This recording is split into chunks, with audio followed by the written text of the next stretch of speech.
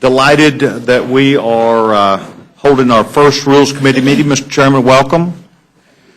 We're delighted that you're here today. We are here to talk about the supplemental funding for the superstorm that arrived on or about October the 29th on the northeast coast to New York and New Jersey. And it is a very important day for us, not only to have a process that we've been attempting to work through on a bipartisan basis in the Rules Committee and in the Appropriations Committee, but also with a good number of members who have had a lot of input. Governors, mayors, members of Congress, and lots of people have provided us with a lot of content. On December the 28th, the Senate passed H.R. 1 with an amendment that was sent to the House, and this was essentially a $60.4 billion emergency funding for what might be called the Superstorm or Hurricane Sandy relief. The bill was not considered in the House before the end of the 112th Congress, and so we are here today. The first effort that we will have in the Congress to make sure that we are adequately reviewing the request, listening to our appropriators, and any member that chooses to be before the committee today. So, Mrs. Slaughter, I don't know if you have any opening words that you would like to give before we acknowledge the witnesses that we have today. I appreciate you letting me do that. I first want to appreciate and point out that my friend and colleague, Ms. Loy, will be here as her first time as the ranking member on appropriations. We congratulate her for that. Happy to have you here. What all New Yorkers, New Jerseyans, Connecticut people have been saying over and over again, give us some help. So I'm glad that we are finally here. I was somewhat stunned at all the amendments, and over half of them cut the aid that we need. And I know all of you have heard over and over again that all three of those states are donor states that send more money to Washington every year than they ever get back. And so given that and the fact that our generosity when anybody else's states were in trouble is very troubling to us. We really need this. It'll be 78 days from the disaster and just now dealing with it in the House. Mr. Sessions, I'm glad very much that this is your first measure. And we need to do this one right. Thank you very much. I thank the gentlewoman very much. And as the gentlewoman noted, it is 78 days. We appropriately waited some 40 days for the administration to do the proper work, to work with the governors, to do the assessment, to make sure that their request would be appropriate. We understand the timeliness. I think if there's one thing, Louise, that we all agree on, and as members of Congress, that we care. We care deeply about the people who are impacted, and I hope that today's hearing and the final result will be one that people see where we as the United States can work well together, and I acknowledge that. We hope that as well. Of course, the combined governors of the three states, I think, have identified $82 billion in damages that's needed, and we've not asked for that much. But we certainly need every penny of what the Senate gave and more if we're able to get it. So, because the pictures of devastation, the fact that people are still, so many of them are still homeless, that we're having to do special regulations to get children to school wherever we can get them to school. And it's a pretty cold winter up there. We throw ourselves on your mercy, actually, because what happens in this committee is going to determine whether or not we get the aid that we need. So. Yes, ma'am. And thank you very much, Mrs. Slaughter, for not just your comments, but also working through this process, you and your staff in the committee, and I thank you. We now want to welcome our lead witnesses today. Of course, we start with the chairman of the committee and the ranking member. Nita, welcome also today. Mr. Chairman, I would let you go ahead and open up the testimony. As always, your written testimony will be submitted into the record without objection. I will accept the testimony the gentleman has. Well, Mr. Chairman, thank you, and congratulations to the chairman for thank you very much. This role. And it's good to see again our colleague from New York, the ranking member, Ms. Slaughter, and to welcome new members of the Rules Committee and welcome back returning ones.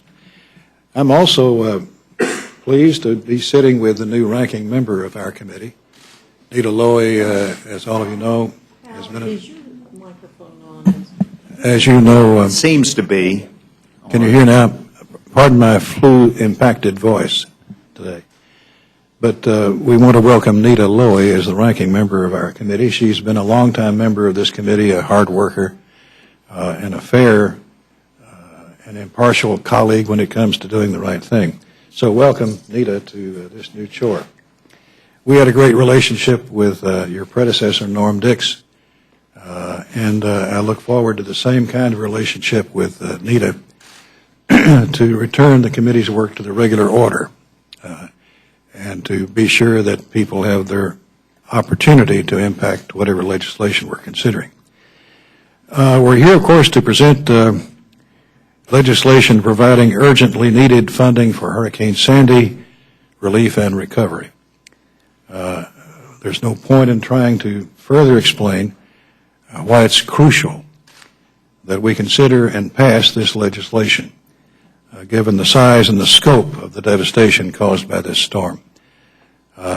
It's clear that recovery from this terrible hurricane will take months and years even, not days and weeks.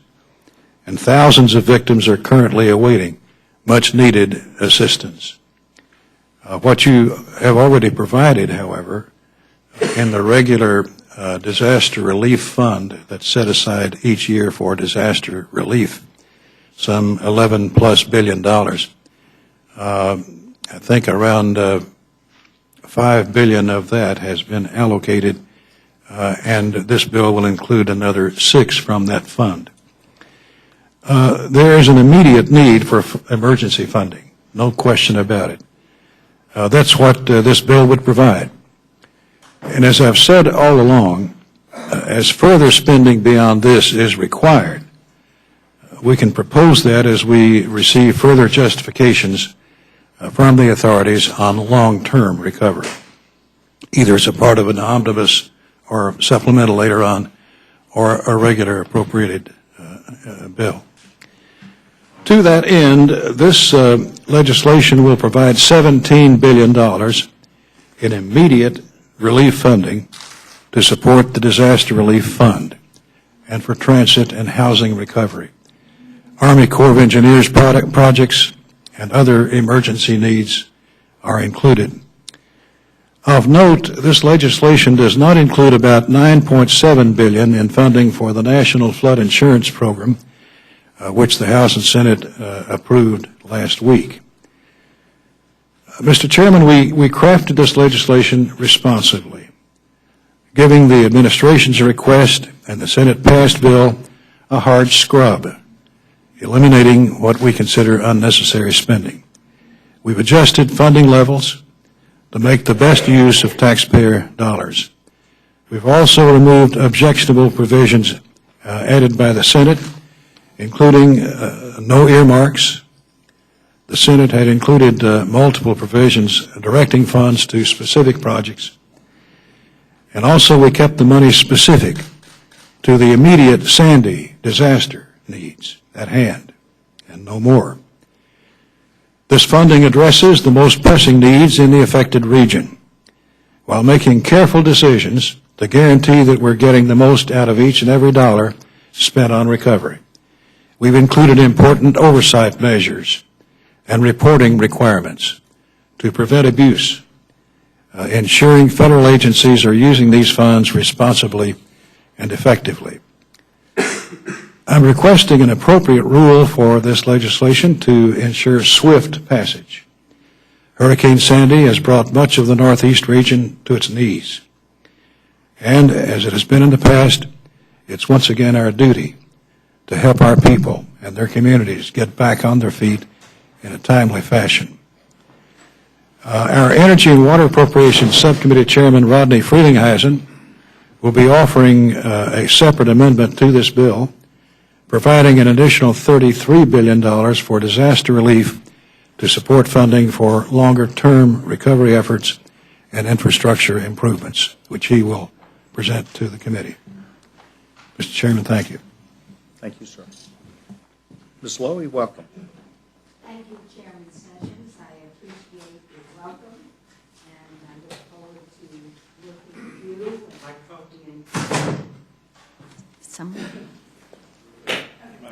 and Nita, this, I know you've been up here before.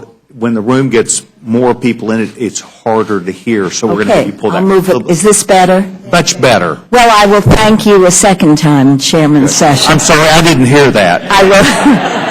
I'll thank you as many times as you like, because this money is so essential for New York and New Jersey and Connecticut and Pennsylvania. And it's a pleasure for me to be here with you, Ranking Member Slaughter, and the entire committee. I want to thank you in advance for addressing this very, very essential request. And I also want to thank my warm welcome from my friend, Chairman Rogers.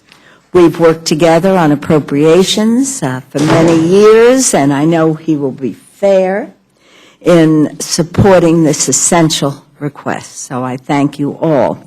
I'm very grateful for the opportunity to testify on behalf of speedy passage of this legislation. The underlying bill, with the addition of the Frelinghuysen Amendment, will help families, businesses, and communities affected by Sandy to recover and rebuild. Sandy, as many of you know, devastated much of the Northeast and is one of the costliest natural disasters in our nation's history. I am pleased that the first order of business in the 113th Congress may be passing this emergency disaster relief. Clearly, we were disappointed that similar legislation wasn't enacted before the end of the last Congress, and I remain wary that some in the House wish to scuttle the effort. By Friday evening, I understand the Rules Committee had received 92 amendments. I'm deeply concerned that the rule will make an order so many as to constitute filibuster by amendment or any number of small reduction amendments making for death by 1,000 cuts.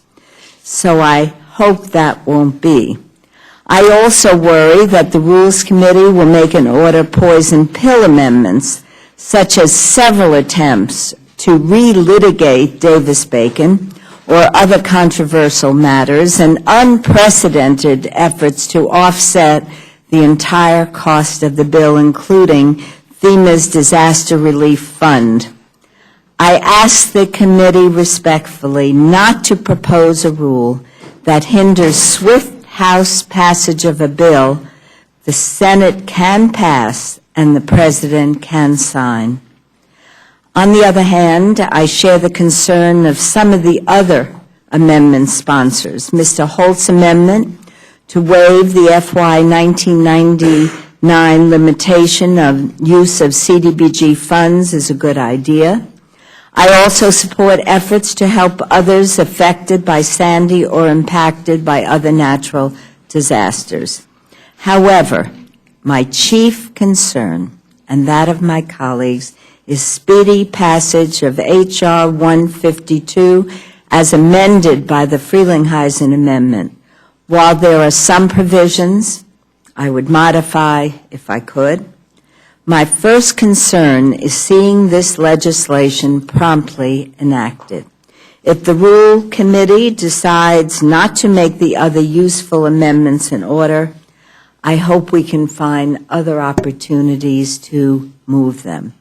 Again, I thank my good friends, Mr. Rogers, Mr. Frelinghuysen, for their efforts. I thank the New York, New Jersey, and other Northeast delegations for all their hard work, and those colleagues around the country who've been working with us and are being supportive.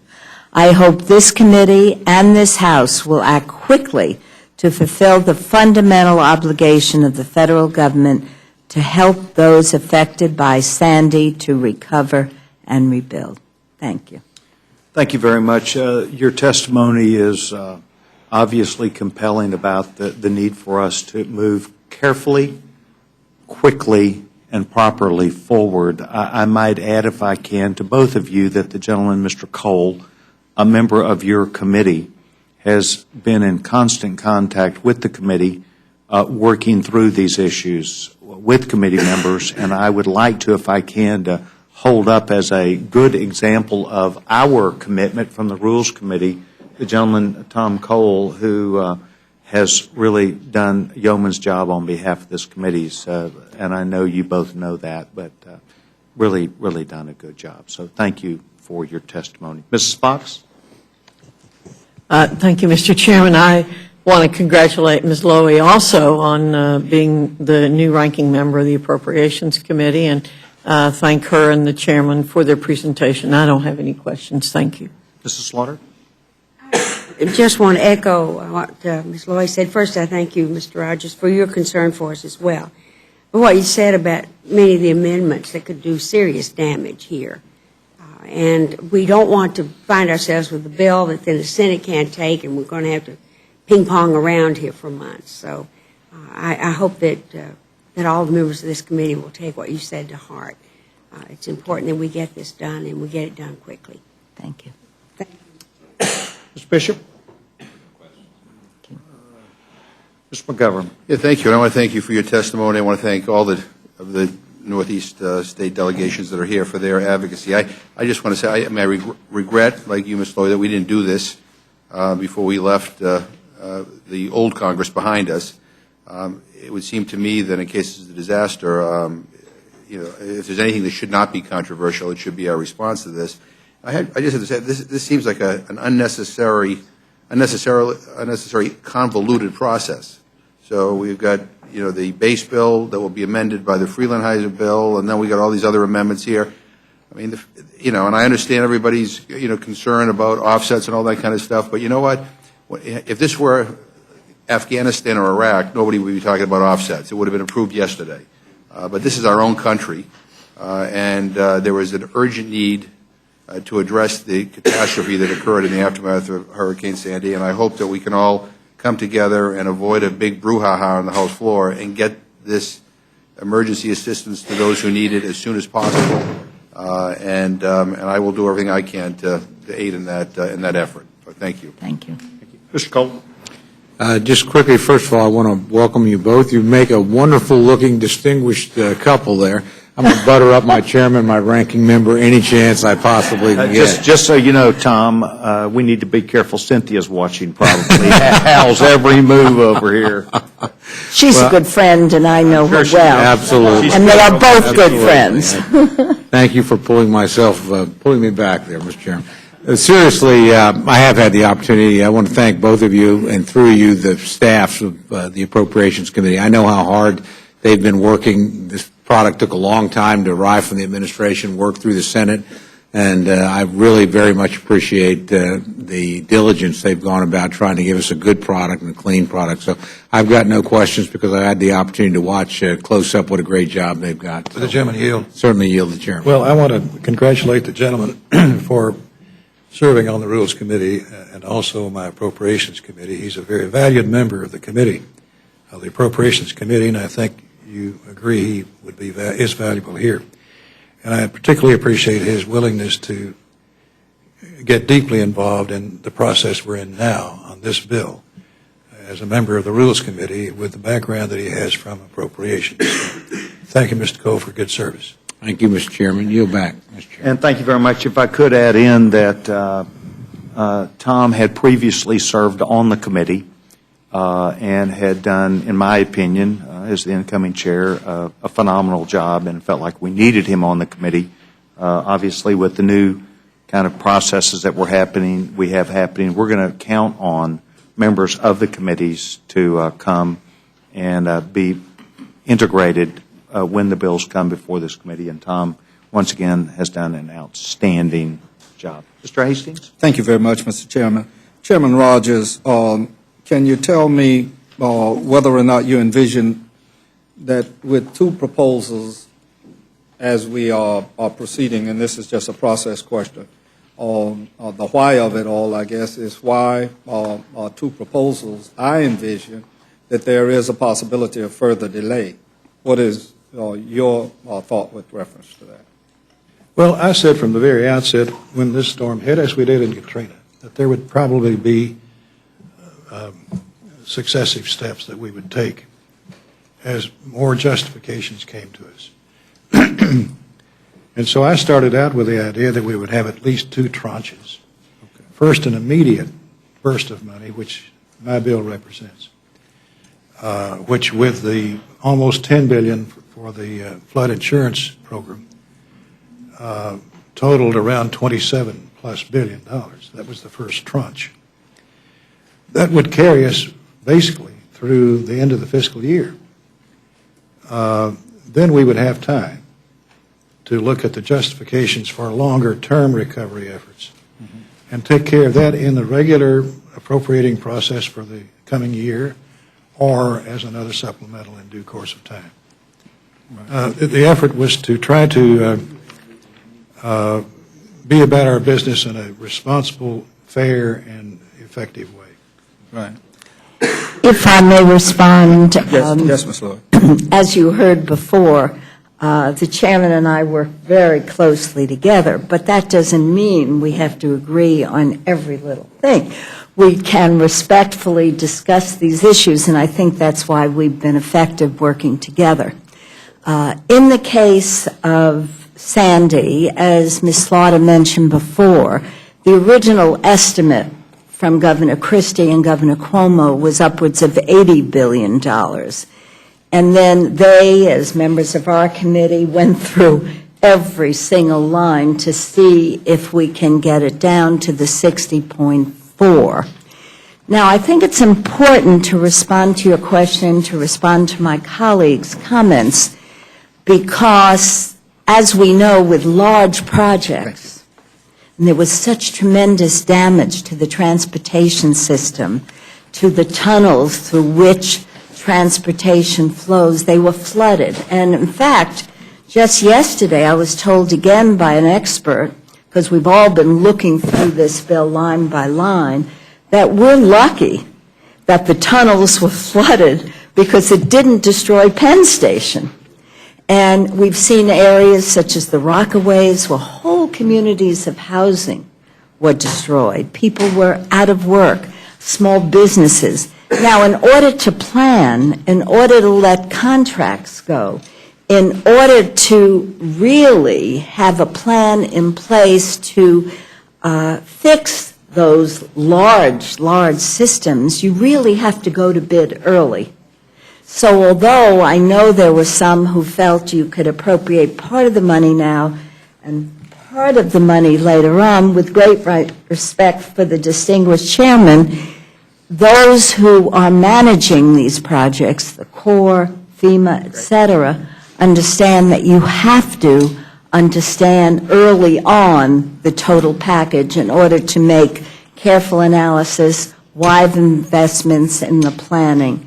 So that is why passing both of these bills is so essential, and I do hope that we can do it as expeditiously as tomorrow. My concern, as I indicated, is that the possibility exists that there's going to, once all of these measures get to the floor, and create further delay. We've already delayed beyond the scope and ken of most of us when we think about the needs of the people. And the fact is that you all have done a good job, and it needs to be clearly understood that in Chairman Rogers' proposal are a number of measures that are not just Sandy related.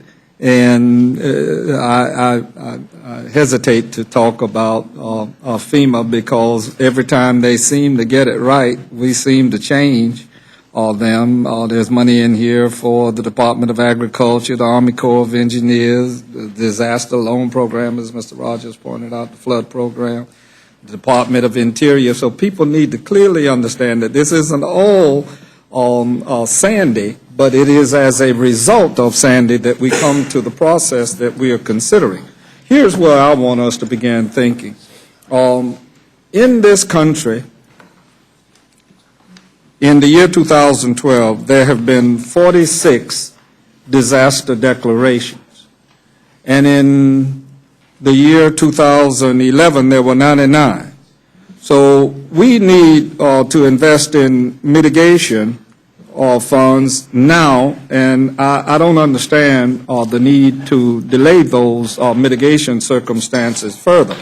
I had a statement, and I am going to read it. I've been saying for a long time that we need a faster way to end run around political games like this. From first failing to even bring the Senate bill to the floor for a vote last Congress, to trying to hold up the vote on this bill demonstrates exactly how important it is to have other options to get help to Americans who've lost everything so they can get back up on their feet. And footnote right there, several of us have experienced in our various areas of the country smaller disasters that don't meet the standard that large and awesome disasters like Sandy does. But you know something? When a person loses their house in a tornado, that's a complete disaster to them if it ain't but one. And somewhere along the line, we need to begin thinking about what can we do to help people in those situations. A creative thing to do, just to test it, would be to have a voluntary checkoff on the income tax return. And I know we do these kinds of things in Florida. Florida Power and Light Company has a checkoff. I, among others, I'm sure, subscribe to it to help people who can't meet their needs. It would be a good test run to see, and then in future disasters, we would have an opportunity to know exactly how many people really are mindful. Never mind the word climate change. You tell me if something ain't wrong with this whole world's disasters when Houston, Texas has more snow than Chicago, Illinois. Something's upside down in many respects. Chairman Sessions, you and Mr. Cole in his other life on the Rules Committee, and Mr. Bishop, I believe, on one occasion have heard me argue that we need to do exactly what the Japanese government does. They know that they're going to have earthquakes. And in light of that, what they have done is establish inside their diet a specific committee that deals with disasters so you can move it hurriedly. We have this process. I've seen good and bad in this regard. Katrina, the initiative that came out about it, called it a failure of initiative.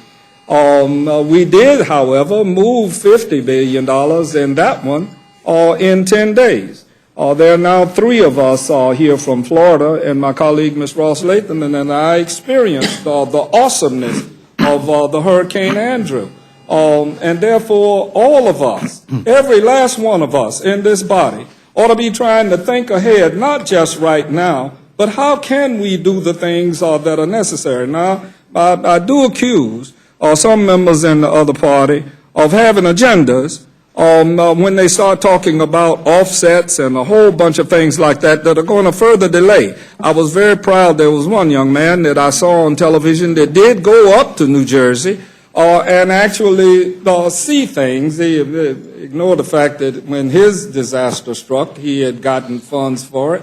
But when he saw it, then all of a sudden he changed his mind. That's politically convenient. But the simple fact of the matter is all of us have seen these things. I have personal feelings about that relatives in the area suffered that I know. I grew up in Queens and Atlantic City, and to see the boardwalk gone, my dad and my mom and I one Christmas walked on Rockaway boardwalk, and to see those things gone is hurtful to me as a person. So I take my responsibilities here very seriously when it comes to individuals having been harmed. We need to be really mindful that we're talking about people, and they're sitting there wondering, what in the world is it that we do down here that really does help people if we can't move whatever money we are capable of moving, and then to not bring the Senate bill to the floor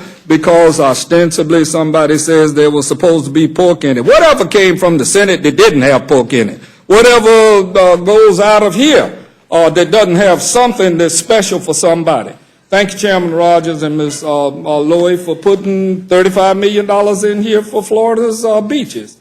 And the liftoff of the plane today, I look down and I say to my lady friend all the time that I'm betting on the water.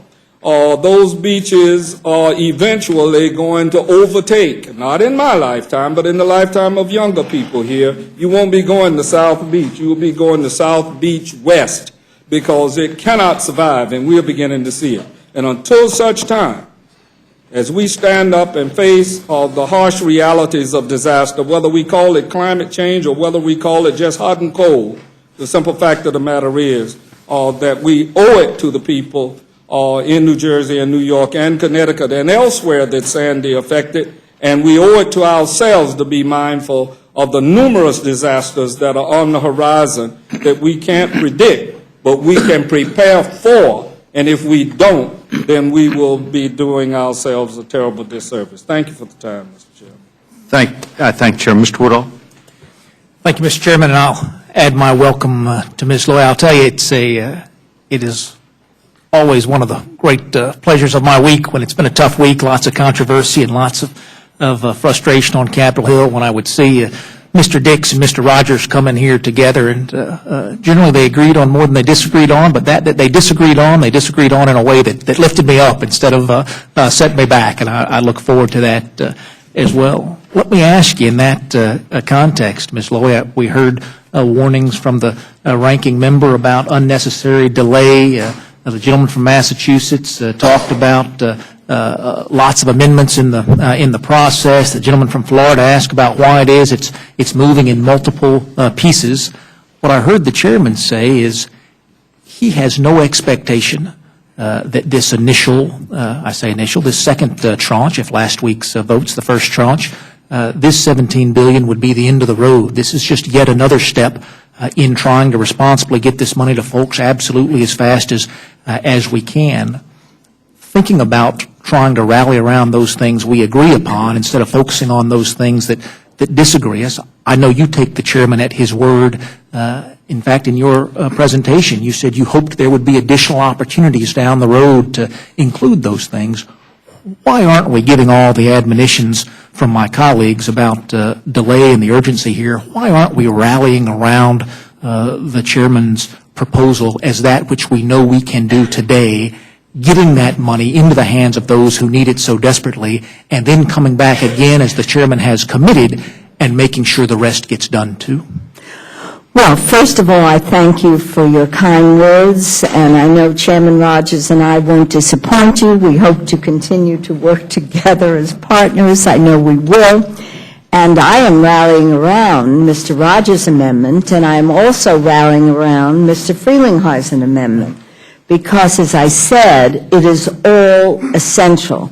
When you have a catastrophe such as Sandy, tunnels are flooded, people can't get to work, many restaurants were put out of business, people who were working in those restaurants or the stores, whether it's in Piermont and Rockland County or the Rockaways or in Westchester County or Connecticut or Pennsylvania, when you have to plan ahead for rebuilding, giving these people back their livelihood, their lives, their homes, their businesses, hospitals like NYU, have to plan ahead. You can't sign contracts.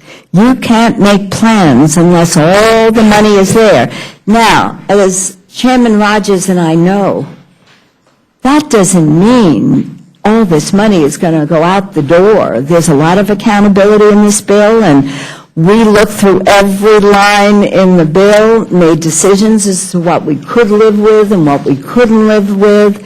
So unless this commitment is there, unless this Congress agrees that this is the amount that we are going to spend in an emergency situation, as we did with Katrina and 46 other catastrophes, you can't move ahead.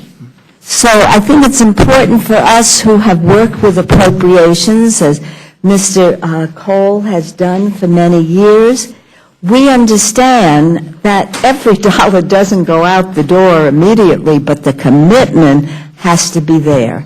And then when the notification goes out, we make sure that every dollar is accounted for because we appreciate the generosity of the American people, specifically this Congress, in responding. Well, let me ask you this, because you have experience on the Appropriations Committee that I don't. One of the things I love about your committee is you almost always, whether it's a Republican chairman or a Democratic chairman, come to this Rules Committee and ask for an open rule for the consideration of your legislation. You say, as a committee, we've done the very best that we can do, but if any of the other 435 members out there think that they can add something to it to improve it in some way, we welcome that for a vote on the floor of the House. And I love that about your committee. You're the only committee in Congress that comes with that. We did our best, but we welcome your suggestions too. I think I might agree with all that you've just had to say. It's balancing that against the urgency that I know exists in this circumstance. I would welcome an open rule on $60 billion worth of aid. You know, in my part of the world, Georgia, we may be the largest state in the Cotton Belt there, but our annual budget is less than $20 billion. So the constituents that have called me, constituents who have gone out of their pocket to write a check to the Red Cross because this has affected them at a personal level as it did Mr. Hastings. Folks who have gone out of their own pocket to write a check to the Salvation Army because they know that they have neighbors in needs, and that's who we are as a people. It's one thing to get $17 billion out the door without the scrutiny of an open process. But to get $60 billion out the door without that scrutiny is another order of magnitude there. Do you not share my conflict that if we have an urgent need, let's agree on that number we can agree on and let's get it out the door with haste? If we have a giant need, then let's give it the slow and thoughtful scrutiny, the thorough and thoughtful scrutiny that we owe folks back home. Well, first of all, I appreciate your kind words about the appropriations process, and we won't let you down. But I also appreciate the wisdom of the Rules Committee.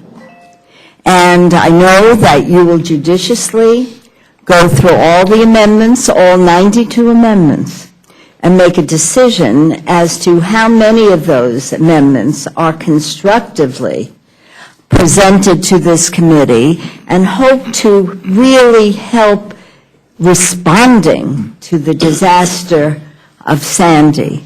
Now, I've looked through those amendments as well, and some could improve the bill. But I could assure you that we have all worked, the New York delegation, the New Jersey delegation, the Connecticut and the Pennsylvania delegation, worked with the governors, Governor Christie and Governor Cuomo, and mayors who have direct responsibility.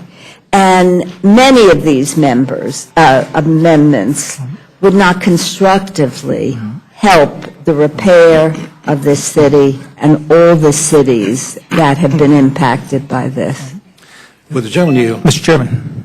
I appreciate the point that the gentleman is making, this being a huge request, $60 billion plus. On Katrina, we also did 2 tranches on Katrina, but did it very, very rapidly.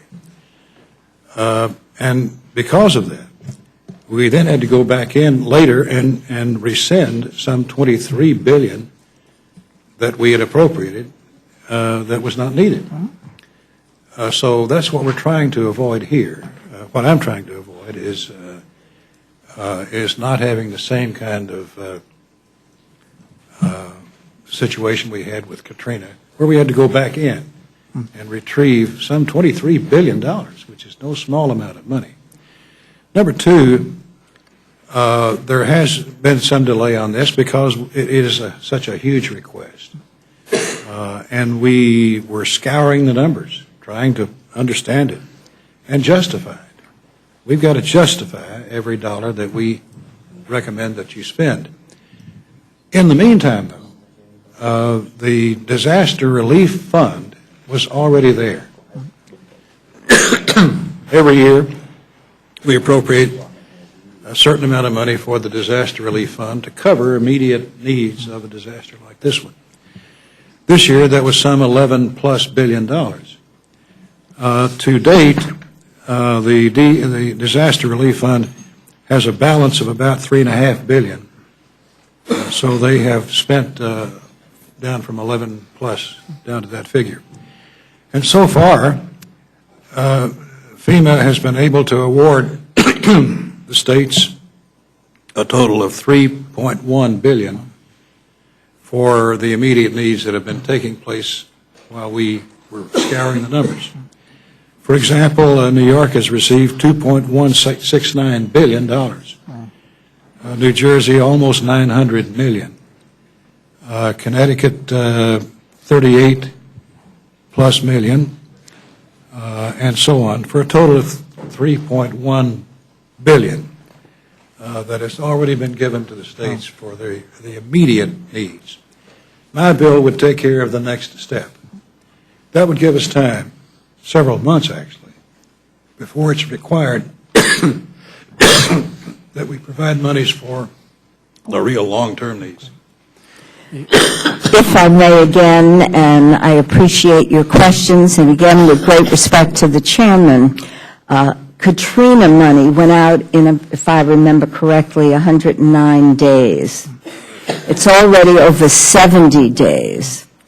There are people who are out of work. There are people without homes. There are communities that didn't even get their heat back on before, I think it was about 10 days ago. And again, when you're talking about a huge transportation system, when you're talking about tunnels that were filled with waters preventing people from New Jersey to come into work into Manhattan, and I'm sure Mr. Frelinghuysen will discuss that and other members of the delegation, you have got to plan ahead. How are you going to repair those tunnels? How are you going to make sure your transportation system functions? How do you respond to people who have lost their entire livelihood, their homes? So again, it's not as if when this passes, and we would be very grateful if it passes as requested because we think it's so essential, it's not as if the check is written on the first day, but with the commitment of the United States of America, those who are working as part of the partnership between the federal government and the locals can make plans, make commitments, and move ahead. It is absolutely essential because if you do this piecemeal, you can't plan on repairing and doing all the mitigation necessary, and I'm taking one part of it, of a huge transportation system. You know, one of the things I love about my part of the world, and I'm sure it's the same in your part of the world, is the way folks do respond to their neighbors in their times of need. Mm-hmm. And again, all the checks that folks wrote from Metro Atlanta to send to people they'd never met in New York and New Jersey, they hadn't given it a second thought. In fact, we're probably the beneficiaries for giving because you want to be there for folks. And it's those very same people who wrote those checks who are calling me and writing to my office to say, you did $9 billion last week. The chairman's proposed to do $17 billion today, and now you're talking about doing even more tomorrow. We want to help, but we're reading story after story about the story today. You probably saw it too, was somebody doing a word search on the bill and finding Guam and the Marianas Islands in there and saying, you know what, I may not know everything there is to know about the hurricane, but I know it didn't impact Guam and the Marianas Islands. Why is there funding for opportunities for those folks in here? We can put it in the bill if you like. But folks want to give, and that's what's so frustrating to me is that we here in the body politic create cynicism. We create it. It doesn't exist naturally in our communities back home. We create it. And we have an opportunity here with the chairman's mark to make certain that we get dollars out the door to folks who need it and make certain we don't do one thing to further that cynicism back home that folks are profiting from other families' tragedies. And I really wish, Mr. Chairman, we could rally around that. And with that, I yield back the balance of my time. Thank you very much. You know, the spirit that has been talked about today is very much alive, and I hope that you sense this, that this committee does have great, not just empathy, but we care very much about the people who are impacted. I hear that word. I hear Chairman Rogers and you, Nita, and our committee members talking about the people we care about. I previously lived in New Jersey. I do admit that I'm thinking about running against Rodley Friedliheisen maybe in a couple of years, based upon how he does with this bill. I'm kidding, Rodney.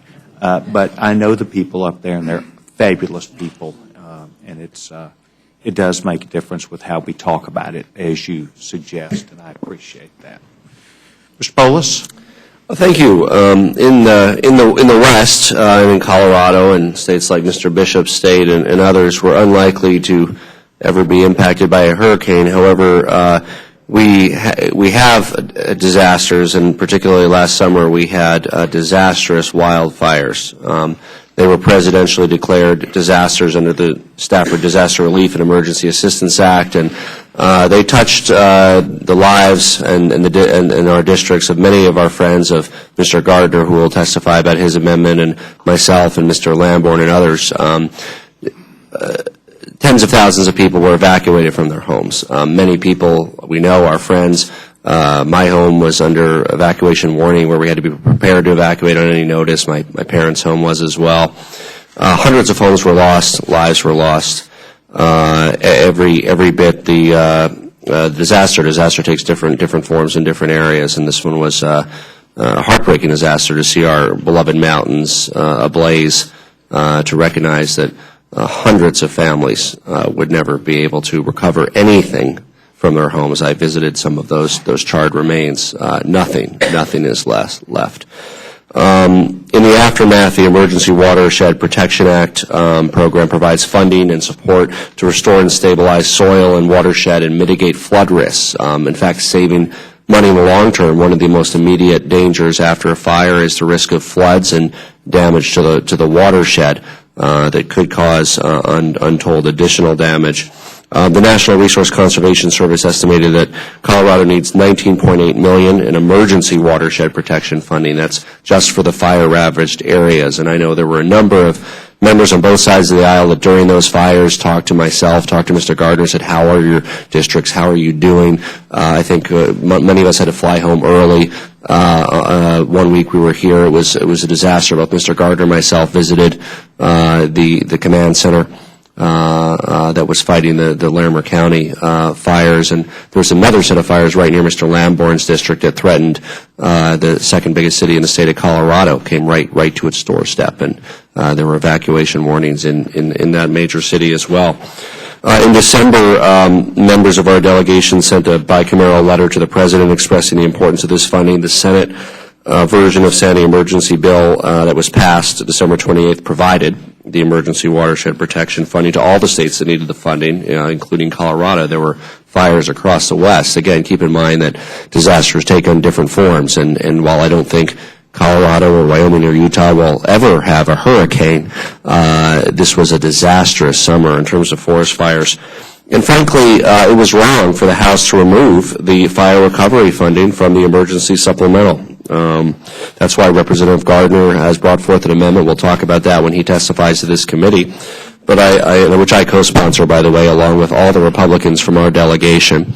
Are co-sponsors of that bill as well, of the amendment as well. But the question I pose is how can we work with you to include this? And while it's not included in the manager's amendment, can we include this as a standalone item and we'll let the House work its will? I'm confident it will pass. There's a bipartisan coalition of lawmakers. It's very little money in the scheme of things, and it's a disaster that I know everybody has reached out to us personally on, and this is something that will prevent the additional disaster in the form of flooding and damaging the watershed. And that's the question I'll pose to you, and we'll be able to talk more about the substance of this when Mr. Gardner testifies, but I would certainly hope that you can encourage our committee to make this amendment in order. Mr. Rogers? Well, as we've said, this bill, and my part of the bill, is Sandy only. We tried to rifle shot monies to this immediate catastrophe that's in place in the Northeast. So we kept everything out of my bill except Sandy. Now, we appropriated some $216 million in the regular process last year for the emergency watershed program, which the gentleman refers to. That was in the 2012 agriculture appropriations bill. So there has been money in that fund. I can't tell you where it stands today. However, the administration has not requested additional money for that program to address non-Sandy disasters that fall under the Stafford Act. So we would respond if we had the request from the administration. Well, again, I'll go to Ms. Lowe in a moment, but this was in the Senate bill that passed, that the administration supported, that the House should have passed, that would have been law, that would have actually deployed the resources already on the street. So I don't think there's a question of administrative support as far as I'm aware on this, and we'd be happy to get a statement from the administration to that effect. I've never heard of that problem before. There's not the money there, if that's what you're saying. The money is not there. There is regular funding for this program, but we had a declared disaster in Colorado. And I mean, disasters are disasters, and don't want to talk about equivalency. And I know the suffering of our constituents, we can't compare. But I mean, again, I have hundreds of families, and Mr. Gardner and others, who lost everything they have in a disaster. The funds are depleted. Our delegation doesn't happen to be as big as the New Jersey and New York delegations, and I hope that we don't decide it based on that, because the need is just as much. And I'd love to go to Ms. Lowe, and hopefully can encourage our committee to allow the House to work its will on this amendment. I certainly believe that communities affected by wildfires deserve our help, and I would be very supportive. My fundamental responsibility is getting this bill through as fast as we can, because it's over 70 days as of now. But I certainly think you have an urgent need, and it's the fundamental responsibility of government to respond to disasters such as this. Thank you, and I would, encourage the chair to allow this amendment. I know Mr. Gardner will make a compelling case. We'll talk about it then, but this will only delay the bill by the 10 minutes it takes to debate this amendment, and maybe 2 minutes or 5 minutes for a vote. So I hope that our Colorado families that lost their homes are worth the 15 minutes it would take this body to deliberate and help prevent our soil erosion. And we'll talk more about the substance of that when Mr. Gardner testifies, and I'll yield back. Thank you very much. Mr. Nugent. Thank you, Mr. Chairman, and Mr. Chairman and Ranking Member, really do appreciate you being here and coming from the state of Florida. And there's 4 members that sit on this body from the state of Florida. We certainly understand disasters. Living on a peninsula like we do, we dodge them all the time, and sometimes we're not so fortunate to dodge them and we catch them. Having been a sheriff and a local official in regards to dealing with natural disasters, you just never know when it's going to strike you. And in New York, I think in New Jersey, was a perfect example of not knowing what's going to happen. I guess I'm just a little confused, and I am sympathetic to Mr. Polis, Mr. Gardner's plight in regards to the wildfires that ravaged their areas. Obviously not of their causing. Why was that not, and this is a question because why was that not covered underneath that disaster declaration that the President made and come back to this body in regards to those funds, or was it? Well, does everyone yield? Yes. It was a declared disaster area which freed up existing funds for the use. Now, this has nothing to do with the funds for fighting the fires at the time and some of the immediate work. What we're talking about now is a particular fund that has no additional money, the Emergency Watershed Protection Act. So again, without emergency funding that was necessary because of the fires, the money would not be there to prevent soil erosion and additional damage. And Mr. Rogers, would you? Gentlemen, the disaster relief fund monies can be used for any presidentially declared disaster, including the Colorado fire matter. So those disaster relief funds are there for that very purpose. I guess what I hate to see is when you have a disaster like Sandy, other things get loaded into it because I guess it's just, it's there. And soil erosion is not necessarily a big deal to a lot of folks. What occurred, with Sandy, and particularly the devastation that occurred in New York and New Jersey and Connecticut and other areas, I mean, it's on TV. It's obvious the destruction's there. And what I don't want to see happen is that get delayed because of other add-ons.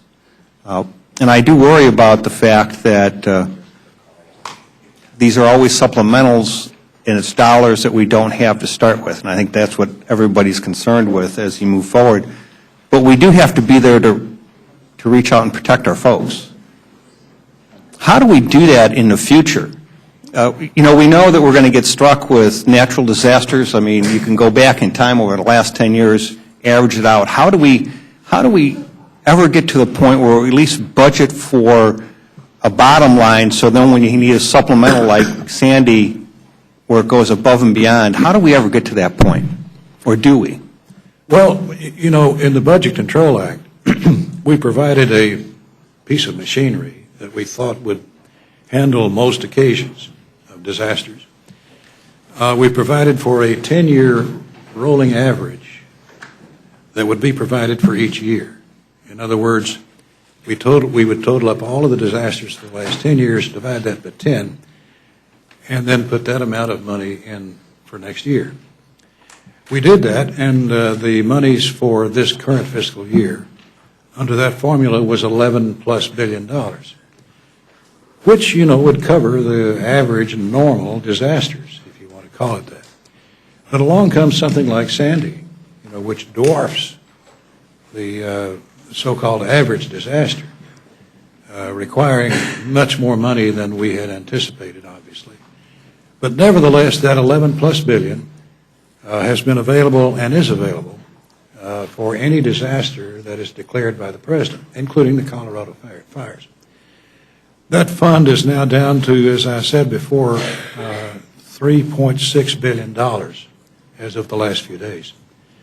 Obviously not enough to cover all of the disasters that we're having to cover. So thus, this Sandy special bill.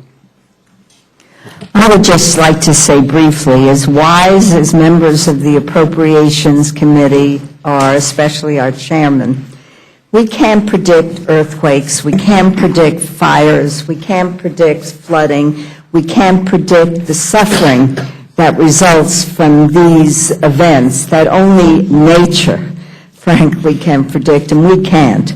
So it is a fundamental obligation, in my judgment, of government to work together in partnership with the private sector, and Mr. Woodall mentioned the Salvation Army, I think, and all the other groups, the Red Cross, and just local groups that organize to help people so they can help themselves. But government does have that fundamental obligation, and we can't always predict what the next catastrophe will be. Very true. Mr. Chairman, I yield back. Thank you very much. Ms. Webster. Thank you, Mr. Chairman. I don't really have any questions. I would like to at least say this. What I see here in this supplemental is a process by which we cannot perfect from a substantive standpoint because we don't allow amendments that are substantive in nature to be attached to an appropriation act, and I think that's a good thing. However, most of the problems here are substantive in nature, not necessarily appropriation. You just put the dollar amount after you figure out what the problem is. And so all I'd like to say is this is a picture of what we really need, and that is we need a national cat fund. And if we were to do that, not only would it give some semblance to the rules and regulations regarding what is and is not going to be covered by this by our appropriation, but it also would greatly enhance the state's ability to understand what the ceiling is, so that and insurance companies too, and so that those in Florida, especially, we have a state-run company that insures windstorm damage called Citizens, and the exposure there is gigantic. However, if there were a national cat fund, there would be a top to that, a cap. And we could also set forward all of the constraints necessary that are being proposed by all of these members, which are most of which cannot be made in order because of Clause 2, and yet it would already be there, and then it would just be a matter of this body determining how much money we would put into that CAT fund. So that's it's not a question, it's just a statement. Thank you very much, Mrs. Rosley. Thank you so much, Mr. Chairman. It's a pleasure and an honor to serve on this committee, and I echo the sentiments of my former Florida State Legislature colleague, Dan Webster, about the need for national catastrophic fund, and I hope that we can work toward that. And meanwhile, I look forward to helping my brothers and sisters in the Northeast. As Alcee pointed out, Florida is no stranger to hurricanes and catastrophes, and I know that the need is great, and I look forward to helping out on this bill. Thank you very much. Earlier, as we had our meeting where we organized the committee, we talked about what a delight it is to have you on this committee, to bring not only your expertise from foreign affairs, but also really your genuine service to the people of Florida and South Florida, and we're delighted that you're here. Well, I'm just looking forward to not getting another call from Rodney and Michael and company. Yeah. You know, he called a bunch, and you understood why he was calling, understood that. I thank the gentleman. Dr. Burgess? I thank the chairman. Of course, being from Texas, we have some familiarity with tropical systems as they impact our state as well. And I would just say to the gentleman from Florida, I spent some time myself up in New York visiting 4 hospitals early in December. I didn't know I'd be on the Rules Committee at that point, but it was some very valuable information that I gathered over those days. With 92 amendments, I'll stop there and look forward to the rest of the testimony. I thank the gentleman. I want to thank both of you for appearing before the committee today. I recognize that you have received input from a lot of members. You have been diligent with faithfully doing the things which you believe in and working together. And on behalf of the Rules Committee, I want to thank both of you for extending your time and your effort. I also recognize, Mr. Chairman, that the staffs on both sides have done a lot of work, and I would like to extend, if you could please, to recognize your staffs as they go back, that this committee could not have done its job without working effectively with you. And so kudos to my Rules Committee staff on both sides of the aisle also. If the chairman would yield Yes, briefly. I appreciate your mentioning staff because they work day and night, weekends, sometimes without sleep for a couple of days, as they have on this bill. And I appreciate you mentioning that we need to thank the staff, both of this committee and Appropriations Committee and the other members that are here. So I appreciate that very much. In closing, let me say this. From Kentucky and all the other states that all of us represent, we feel for the people of these states in the Northeast that are in severe distress. We all have experienced in our own states similar types of disaster, not on this scale. But our hearts are with the people of the Northeast, and we appreciate the time they've allowed us to perfect this legislation. Well, in fact, it does matter, and there was, at least Ms. Lowy did speak about it, and I know Mrs. Slaughter did also. The governors and the mayors reached out to their members, their representatives, their members of Congress. Governor Christie spoke to me any number of times. Governor Como, who I know well, I know has been deeply involved. Governor Corbett of Pennsylvania, and Mayor Bloomberg. Mayor Bloomberg has an awesome responsibility in his leadership ability too. And I think that notwithstanding some time constraints and some things that may or may not have happened as effectively as we wanted, it's my hope that your testimony here to this committee, you can understand that we're going to try and deal fairly and effectively with this issue and get it on the floor for you. Thank you. Thank you, Mr. Chairman. You're both dismissed. I would next like to call up the gentleman from New Jersey, Mr. Friedlichheisen.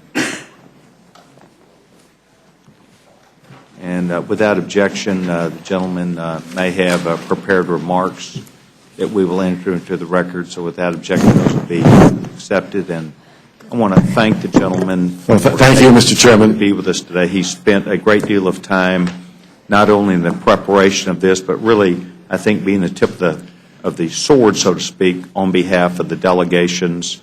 And I must confess, for a member to leave me their home number as you did, the number of times you called to get back with you, I knew you were dealing with this day and night. Gentleman's record. Well, thank you, Mr. Chairman. And on behalf of those who represent the Northeast, New York, New Jersey, and Connecticut, we want to thank all of you for your patience and forbearance here. I have, during the course of the questions and testimony, tried to revise my remarks considerably down. I assure you I have. But there are a few things I would like to say. I'd also like to acknowledge, and I know you share the same sentiment as both the ranking and the chairman, as I know all of you do, that we have felt your heartfelt feelings from around the country, and you realize the predicament that we are in, the disaster that we faced.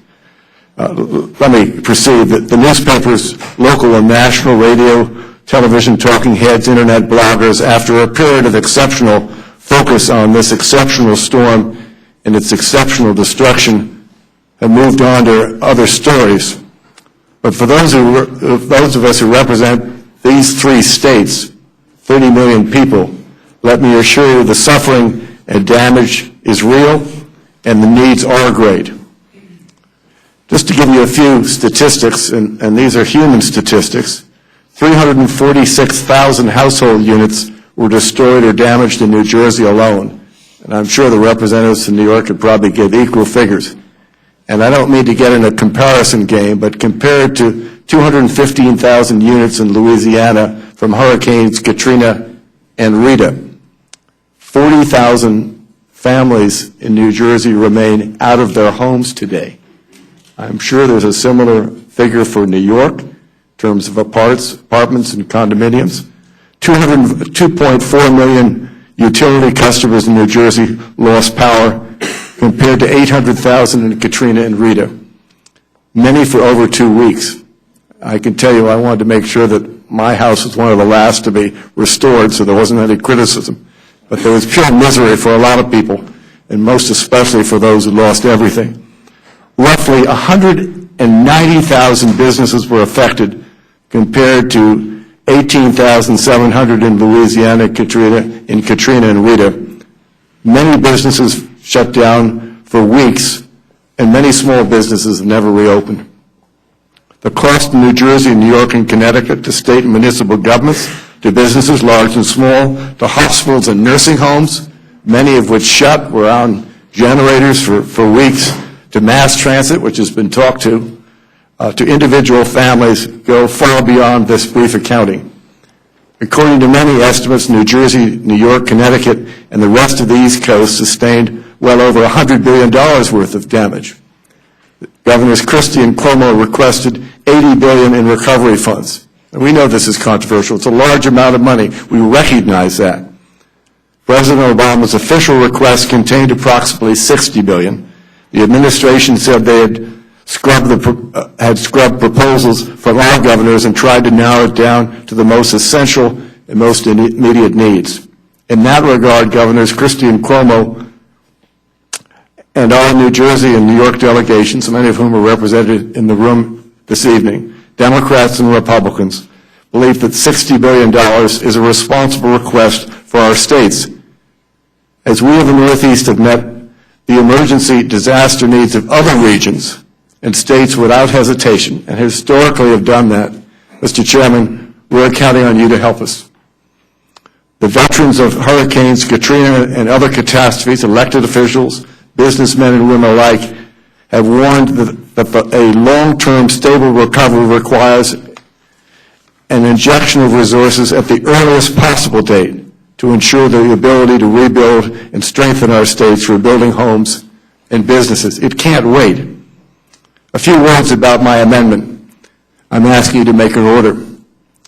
It completes the Sandy package by adding $33 billion, bringing the total of the National Flood Insurance Authorization, which we did a week or so ago, the Rogers Amendment, which has been talked about, and the Frelinghuysen Amendment to $60 billion.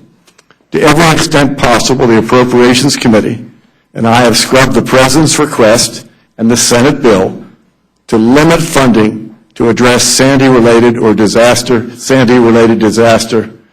needs. The majority of the funding is designated emergency because the Budget Control Act exemption applies to needs that are, and I quote, sudden, urgent, unforeseen, and temporary. End of quotes. I want to emphasize these two last points. My amendment contains no earmarks, unlike the Senate bill. My amendment strips out authorization language inserted in the Senate. Mr. Chairman, I respectfully request that you make my amendment in order, and I look forward to, of course, answering any questions your members may have of me. Thank you. Friedlandhausen, thank you very much. I want to once again to publicly express my thanks to you for not only making yourself available to me to have these discussions that were necessary, but actually for your leadership at a time when it was very critical, when perhaps things needed a push, perhaps when things needed to be done well. And I think that your mature, thoughtful approach to this, helping us to work through a difficult circumstance, is one that needs to be publicly acknowledged. So you got to. Well, I'd like to thank many of those in the room here that represent New York, New Jersey, and Connecticut for their support, Republicans and Democrats, bipartisan support, as well as obviously the work of Governor Christie and Governor Cuomo as well. It's exceptional, and I would consider that to be a model of how to do things also. Mrs. Fox? Thank you, Mr. Chairman.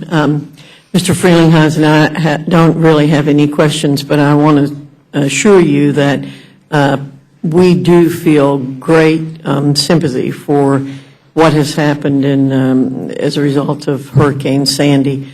And the numbers that you've given out show that there are tremendous challenges there. And I don't think anybody doubts that whatsoever. And I want to appreciate your leadership, too, on this issue. So thank you very much. Thank you very much. Mrs. Slaughter? Thank you, Mr. Chairman, and thank you, Mr. Frelinghuysen. And I want to thank my colleagues on the Rules Committee for their expressions of concern for us and their willingness to help us. We are really up against the wall. We need to let our people go. We need to have some certainty here. One of the sets of amendments that concerns me considerably have to do with cutting the money for Amtrak. And I want to just go over a statistic or two about this, why it's important. What happened to Amtrak in the Northeast? There was flooding of 402-year-old Amtrak tunnels. The tunnels that run under the Hudson and East Rivers were flooded with more than 10 million gallons of water that shut down the service for several days to nearly 2 weeks. The damage to the electrical and the signal system, so those are the systems that allow the trains to operate efficiently and safely, were damaged by the winds and water infiltration, which caused electrical shorts and other problems. The flooding of the electrical power station in Kearney, New Jersey, providing the electric power that New York-bound Amtrak and commuter trains run on. It was totally flooded from 7-foot storm surge, resulting in severe reductions in service for Amtrak and the New Jersey transit system for nearly 3 weeks. Now, what difference does that make? It makes a tremendous difference to the entire Northeast and the economy of America. 90,000 people travel on Amtrak's infrastructure between New Jersey and New York a day. And this devastation of not being able to have those trains run, as certainly as you pointed out that restaurants closed, many businesses, small businesses closed and won't come back. So I really hope that when the amendments come up on Amtrak that we will consider the damage it's done, the damage it does to the entire Northeast of the U.S. economy. But also, I spoke to you before the meeting started about the FEMA changes. Senator Landrieu called me on Thursday. What happened in Katrina with FEMA was not only embarrassing, I know it was devastating. Yeah. And those changes had been made, and as I understand from you, we will be voting on those. I think there's something on the floor this evening, a suspension. Which would include it then in this Which bill, includes bipartisan reforms to FEMA that are, I think, have been vetted. We try in appropriations, although I know people don't believe us, to do as little authorization as possible, being respectful of the Authorization Committee. So I think it's on suspension tonight. I hope so, because that's, I think, a very important part, not to watch what we saw in Katrina with the inability of FEMA to get much done. So I thank you for that. Thank you very much. No further questions. Thank you very much. Mr. Bishop? And I don't know to whom to actually ask this question, maybe either to you or to any of the 4 Floridians who happen to be here. Representative Hastings did a throwaway line that said there would be money for Florida beaches in here. I know there's a $4 billion category of energy and water that would be for beach restoration, but as I understand the writing from you, it is simply beach restoration that dealt with specifically with Sandy. That's correct. Affected by Sandy. So is there money in here for restoration of Florida beaches? There is none that I'm aware of, no. No, it's directly Sandy related. Could I simply ask, Mr. Hastings, when it's your turn, did I misunderstand you in what you said, or?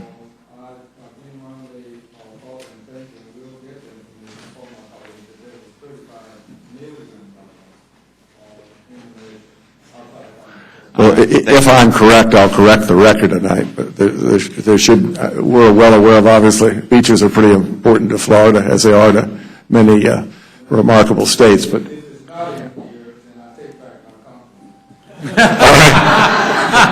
I'll give Mr. Hastings a chance to We'll check it out. It's his turn. We'll check it out. Yield back. Mr. McGovern. Thank you very much. Thanks for your amendment. I look forward to supporting it. And you know, and I think the people of the affected areas obviously appreciate our sympathy, but would appreciate even more our vote and the money to be able to rebuild and do all the reconstruction that is necessary. And again, I appreciate everybody's concern with, you know, wanting to have an open process here, but I mean, you could have a situation with all these amendments where there were some poison pills that would mess things up. And, you know, if last Congress is any judge, I mean, this is a committee that had 77 restricted rules and 55 outright closed rules, so I don't think anybody over there will have any problem for, you know, limiting the number of amendments here. But I'd also say this about those who, you know, who are talking about oversight. You know, we have borrowed like $1.5 trillion for wars in Iraq and Afghanistan that I will argue have not been given the necessary oversight. And time again, we've tried to have amendments here calling for more oversight. We don't get them allowed. So, I mean, I would just simply say that these are people in our country who are hurting, and they need the money now. And I think you have done a very good job of kind of scrubbing, you know, what the requests are to make sure that this is all needed. There'll be future oversight as the funds are being given out. But I would also say this: it is hard to do the kind of recovery in a piecemeal that's needed in a piecemeal fashion. People need to know that the money's going to be there. They need to plan accordingly, and so we need to step up and do this. We should have done it before the last Congress adjourned. We have the opportunity now. I look forward to voting for your amendment. Thank you. Thank you very much. Mr. Cole? Thank you, Mr. Chairman. I want to thank my friend for the amendment as well and for his hard work on this. I know how much time you've put in on this, not only helping put together the package, but reaching out to members and answering their questions, explaining the needs firsthand, and it's very helpful. I have two specific things I'd like you to address. You gave us some really, I think, terrifically revealing set of statistics on how serious this is, the scope of it. I don't think this is, for whatever reason, gotten quite the visual play that Katrina got, and so it's harder sometimes to understand. And a lot of this damage is less visible because it's underground. I saw a really interesting photograph today from Representative New York showing me the top of a subway station that went 8 stories down that was flooded. 8 stories. You know, you can't see that, but it's pretty staggering when you think about that and the amount of electrical cable and all the things there. But I think there is a misunderstanding of how much money, in addition to what you're asking, the states of New York and New Jersey, and it's not as if they aren't making enormous investments themselves in this. You never get a disaster that the federal government comes anywhere close to paying 100% of. So if you've got any information on that, it would be helpful. And yeah, New Jersey and New York is not waiting. I mean, they obviously they may be limited in their budgetary resources, but there are some immediate things that they are addressing. But the substantially expensive ones of which you refer to, the depth of some of these tunnels and electrical systems that support, a city of New York City size, and as well as obviously those who come across the Hudson each and every day. Too expensive for any municipal or city budget. The second question I'd ask is actually related, and that's, it's well and good to talk about, and we do. We try to be prudent. We appropriate, to the need as needed. But on projects of this size, being able to make long-term decisions and commitments are pretty important. And postponing funding sometimes means it's just simply not going to be there. You can't build half a bridge or restore half a tunnel. Once you begin the process, you have to know you're going to get to the end of it. Could you give us, just some examples or some insight into how difficult it will be to plan going forward if we're at 17 as opposed to at essentially 50? Well, I think you sort of made my case for me, but one thing that we put into both Mr. Rogers' underlying bill and my amendment is for federal agencies to report to the appropriations process as to the progress that they've made, and they have to plan the use of the money. It's not just going to be doled out without any restraints. So I think built into my amendment, I think are a lot of milestones that have to be met by the Department of Transportation, Department of Housing and Urban Development, as well as our rail network, Amtrak along the Northeast Corridor. We're not handing out money to Amtrak that's unrelated to repairing things that occurred as a result of. There's always that talk of that, but we're not doing that. One last question, and again, drawing on the Katrina experience, there when we found we overshot the mark, we were able to go back, reclaim some of that money. I don't expect that necessarily in this particular instance, but you never know. So I would ask you anything in your amendment that would prevent us at a later time if we saw, look, we over-appropriated, people trying to estimate in a hurry, we made a mistake. There would be nothing that would prevent us from going back in and taking money out that had not been spent, had been, after a certain period of time, a year or two, unobligated. I would suspect much of it would be obligated. But in case it is not obligated, we have, I think, an obligation to take it back for the use of, for other taxpayers' use, or, as the expression goes, and I think we believe it, to reduce the federal deficit. Thank you, gentlemen. I yield back, Mr. Chairman. Thank you very much. Mr. Hastings. Mr. Chairman, I don't have any questions. I support the gentleman's amendment wholeheartedly. Thank you very much. With or without the funds, which I'm working on. No telling what you find here. Yeah. Mr. Woodall. Thank you, Mr. Chairman. I'd ask the gentleman, because I know he's speaking on behalf of his constituents when he brings his amendment to this bill, but the size of this package, with the addition of your amendment, becomes larger than many entire appropriations bills. $60 billion. That's larger than the Homeland Security appropriations bill that Mr. King authorizes. That's larger than the Financial Services appropriations bill. That's larger than the State Department Foreign Operations appropriations bill. And these are all bills for which this Congress deliberates for months. Hearing the chairman say before you came up to testify that he was committed to making sure that your folks get those things that they need, hearing the priorities that everyone has laid out, knowing that these are not optional things that are needed, these are mandatory things that are needed. These are items that New Jersey and New York will absolutely bring to fruition. These tunnels are not going to be closed; they're going to be repaired. Amtrak's not going to be closed; it's going to be repaired. Realizing that so many members have concerns about making sure that they get your communities every dollar that your communities need, but they do it in a way that is the most responsible they can be to their own taxpayers back home. Does the chairman's commitment to deal with these issues as soon as the certifications come to him from your communities back home not satisfy? Well, the depth of the destruction is such that if we don't move ahead with some alacrity, to rebuild the infrastructure. I mean, New Jersey is the most densely populated state in the nation, and certainly the Manhattan boroughs are probably even more densely populated. You have a critical mass of people there whose lives, in many cases, have been altered forever. Businesses, collapsed, and housing has been destroyed.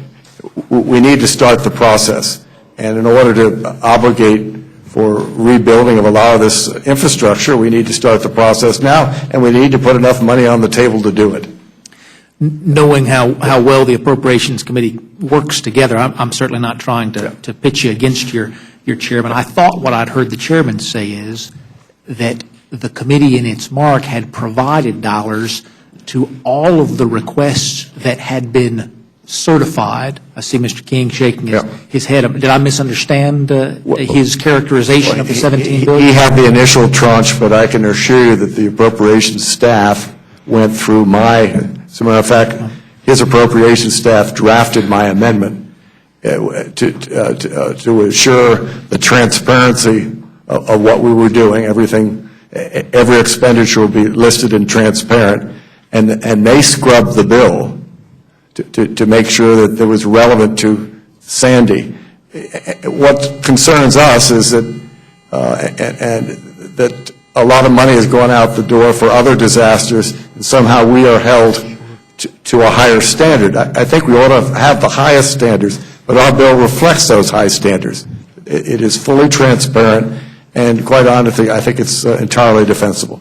Would you yield to the gentleman? Excuse me. The gentleman has not been recognized. Excuse me. The gentleman has not been recognized. And apologize, Chairman. Will hold his comments. Gentleman has. I'd just say to the gentleman, his words about being held to a different standard are absolutely compelling. I'd say the same thing to my friend from Massachusetts. Every time he says we hold our war effort to a different standard than we hold our domestic funding, I think that can often be the most frustrating and unconscionable of all. I want you to know from the Deep South, where we are not beneficiaries in Metro Atlanta of much disaster funding, we hold your needs in the highest. Yeah, well, I can say, and I'm sure I can't speak for the New York delegation, but Governor Christie has made a commitment. He's not going to, for this money, he's going to make sure this money is well spent. None of it is wasted. And much of the community money will be going through the Economic Development Authority. So it's all going to be vetted. I think it'll be very well cared for. I thank the gentleman. I yield back. Thank you very much. Mr. Polis. I have an item to submit to the record without objection. It's a December 7th, 2012 letter from Jeffrey Zients to Speaker Boehner, along with pages 3 and 65 of the appendix. I'd like to submit that to the record, Mr. Chair. And this is in reference to not the current person testifying, but Mr. Rogers' testimony, who said that the administration had, why didn't the administration request watershed protection money? They did. That was interpreted by the Senate. It was included in the Senate bill, specifically $150 million to mitigate future flood risk. Mr. Gardner's amendment is $125 million, slightly under that request, which, again, is fine and should meet the needs. And again, a specific request on page 3 regarding mitigating future flood risk. So I'd like to submit those to the record and clarify that, in fact, it's fairly clear that this is something the administration supports, and that was manifested in the Senate bill, which had strong bipartisan support. Without objection, they'll be entered into the record. Gentlemen, have further questions of the gentleman, Mr. Frelinghuysen? Mr. Polis, do you have further questions? No, I do not. You yield back your time. Thank you very much. Mr. Nugent? I do not have any questions. Mr. Webster? Pass the National Cat Fund. I'm sorry, I did not hear you. Pass the National Cat Fund. Yes. Any further questions for Mr. Frelinghuysen? Mr. Frelinghuysen, we want to thank you. Thank you. On behalf of this committee, I will tell you that it is the committee's perspective that we will have a fair and open process without poison pills and with the attributes of fairness that has been exemplified by this committee. We also want to extend to you, as we did Ms. Lloyd, knowing that that's her backyard, that we thank you for your representation, the way that you've dealt with this committee, and I want to thank you very much. Thank you. Thank you very much. The gentleman's now excused. We'll call in the next panel. Please be advised that we are now on votes. It's my understanding that we have one suspension vote that is taking place. This committee, I'm sorry, we're now going 3 votes. Okay, so hearing that, what I'd like to do is go ahead and call up this next panel if I can. We're going to continue working. We have some 92 amendments to deal with. As members choose to go and vote, we will let them do that, meaning that the committee may go and vote and come back and forth, and we're just going to keep flowing on through this process. I'd like to call up now the gentleman, Mr. Smith, Chris Smith, Bill Pasquale, Tom McClintock, Mr. Gingivine, and Mr. King. Mr. King, if you are still here before us, you may have left Come back. to go vote. So, Jim, let's get you up here.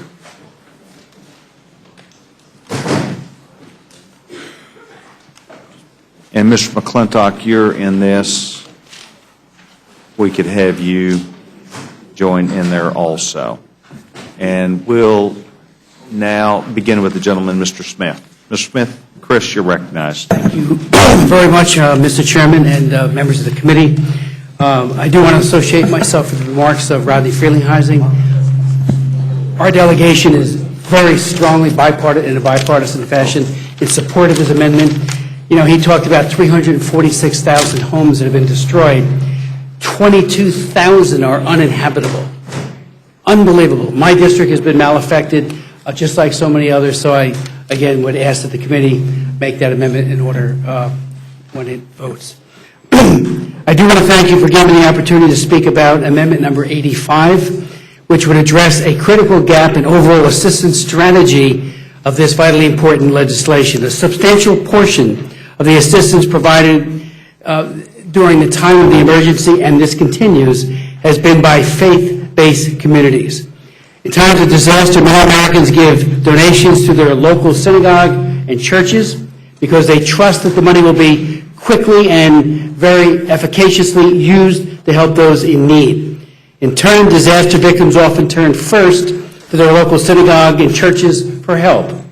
Even though houses of worship were themselves severely damaged by Superstorm Sandy, they are not eligible under current FEMA regulations for funding.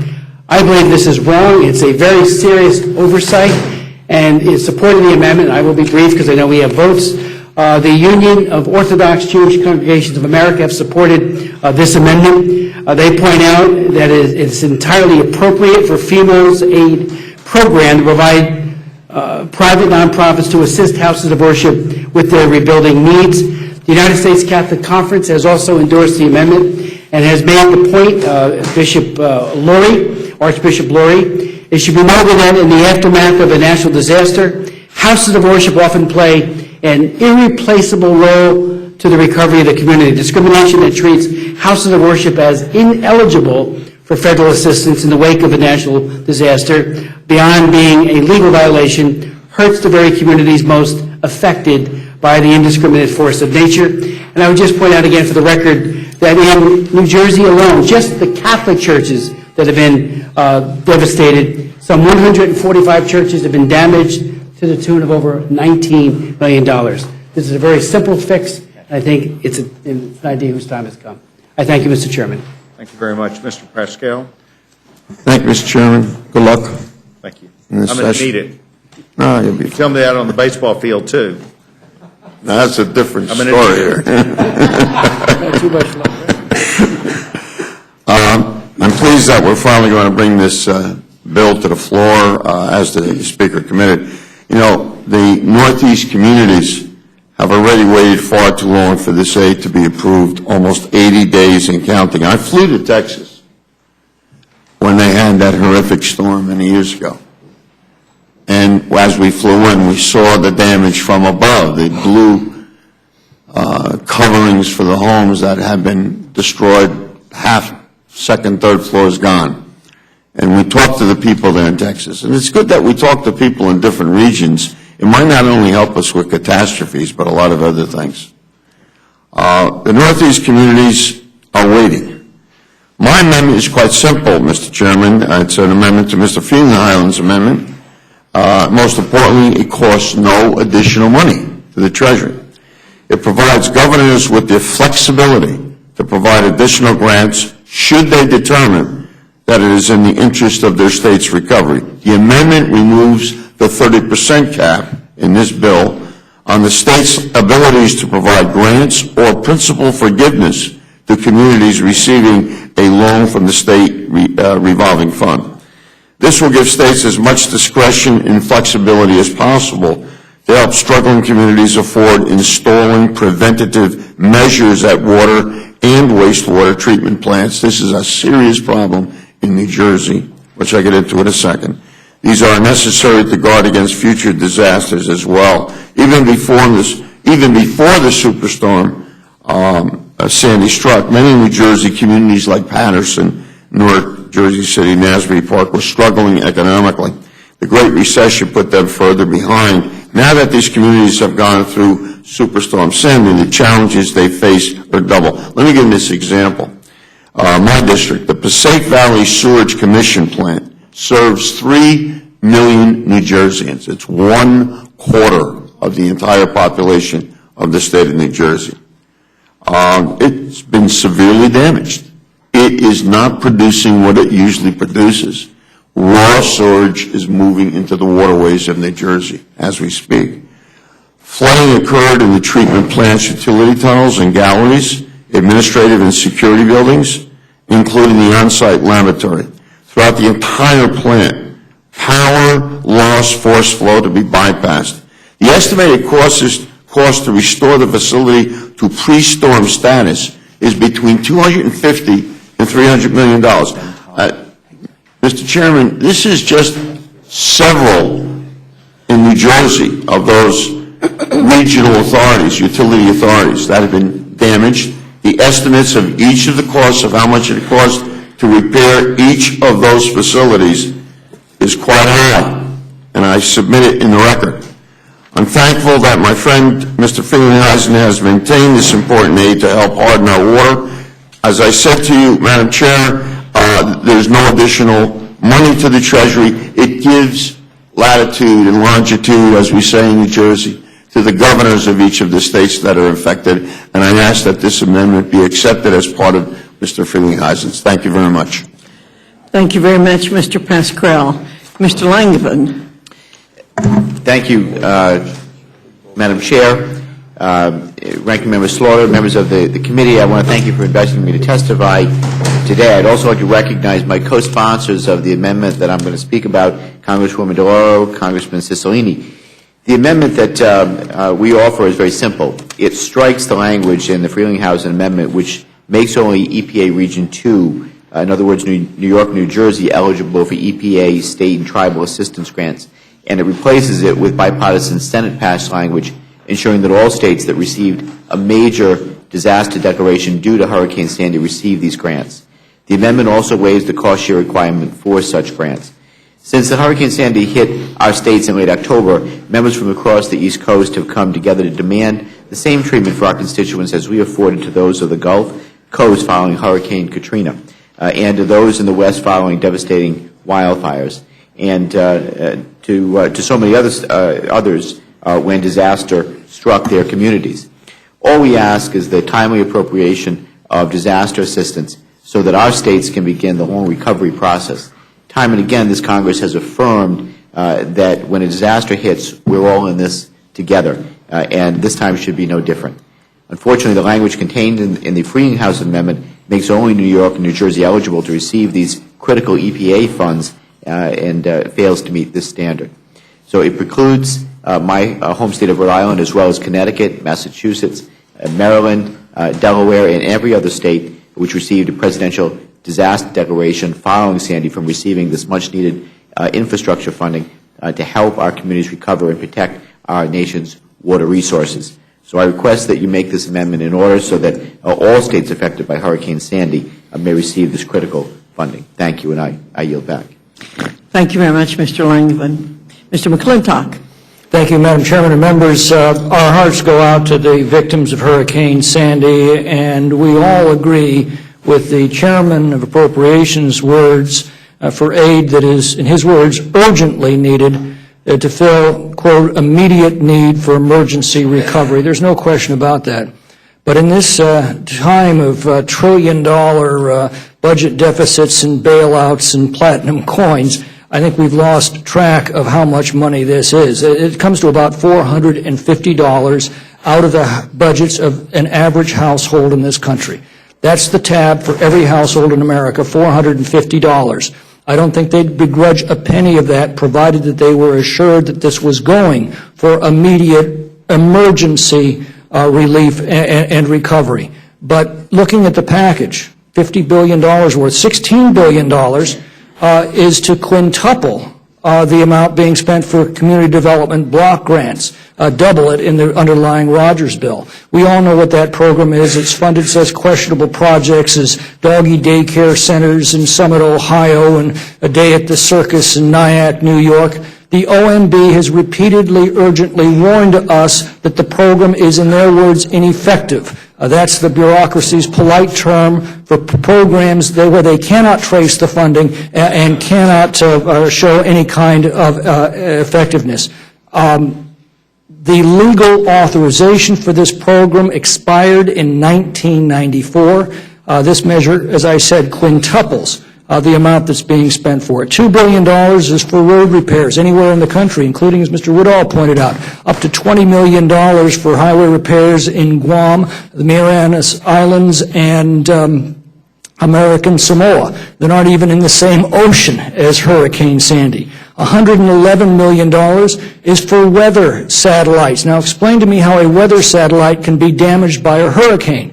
We may need more weather satellites or better weather satellites or better management of the data. That's a legitimate debate to have, but not in an emergency relief measure. That is what demands the scrutiny of the normal appropriations process. I could go on, but you get the point.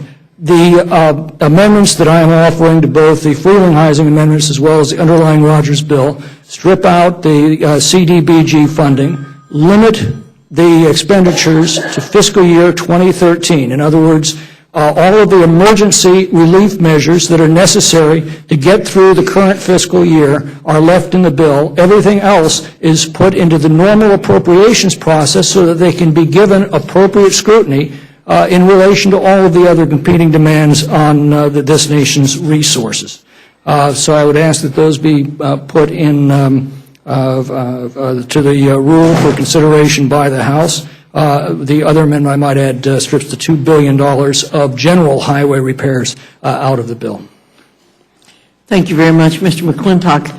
Mr. Mulvaney, would you like to come and join Dr. Fleming, and we will see if we can get through the testimony before everybody needs to run down and vote. And Madam Chair, if I could interrupt here, one of the things that we've seen happen right here. I thought Mr. Pasquarello had a very excellent presentation. I had a significant question on how the states are being limited and why we have to deal with that with here. One of the sad parts is we've had the testimony of this panel and the panel has left, so those questions can never be answered again. It is one of the reasons why we do have panels stay until all the testimony is given and all the questions are answered, even about funding for Floridian beaches. We have some unique situations that are happening right now, but this is not our committee's regular order.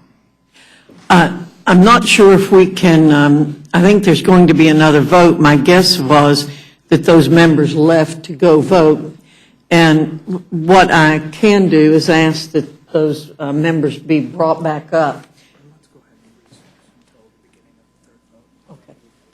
All right.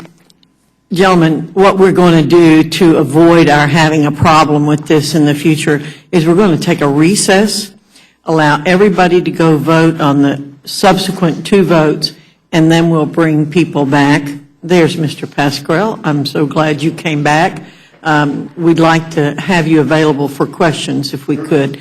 So we're going to go ahead. Today is a very unusual, this afternoon is very unusual, so if you don't mind, if you would come back at the beginning of the third vote. We'll ask all the members to come straight back up here and be available then. Thank you. This committee is in recess until the beginning of the third vote this evening.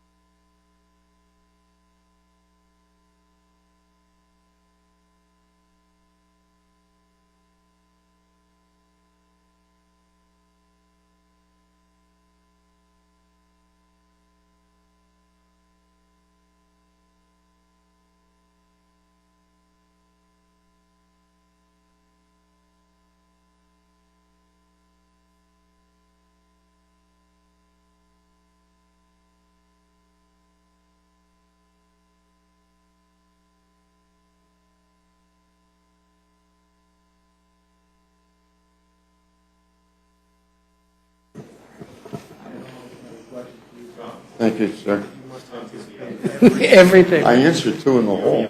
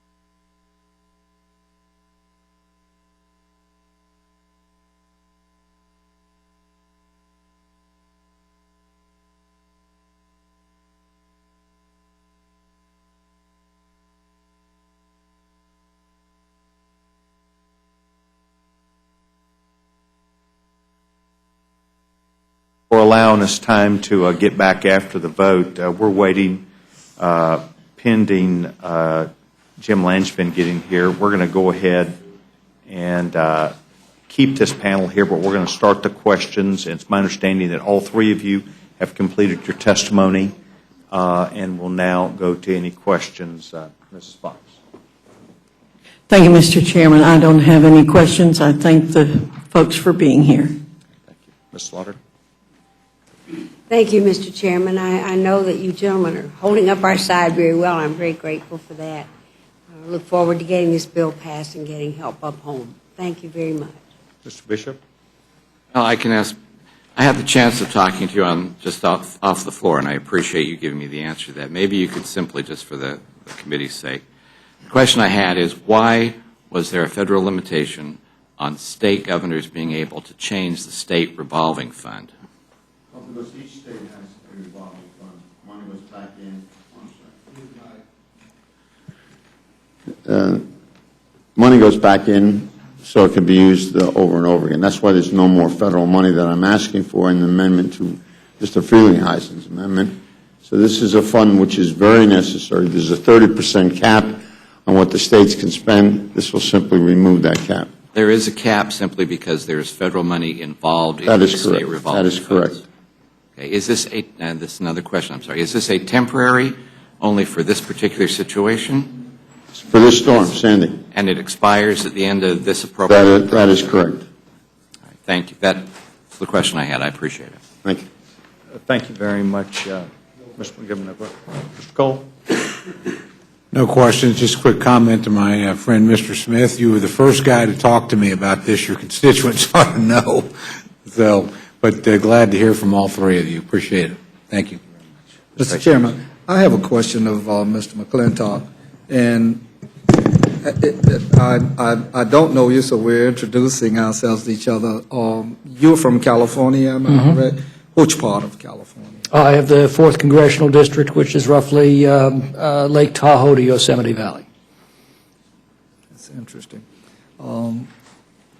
your main city and, or if they have counties or parishes or whatever? Roseville is the biggest. Did you serve in the state legislature? I did for 22 years. Right, then you know how sausage is made. The reason I'm putting the question to you It was is Otto von Bismarck who said that those who love sausage or respect the law should not watch either being made. I just wanted to be able to help you, to let you know that it's going to be this way for the time that you're here. It's been that way for 20 years that I'm here. Yes. And I agree with you that there should be changes. I do question your addressing the community development block grant funds, and I agree that there is misuse and that we can go around and find different things about lots of programs.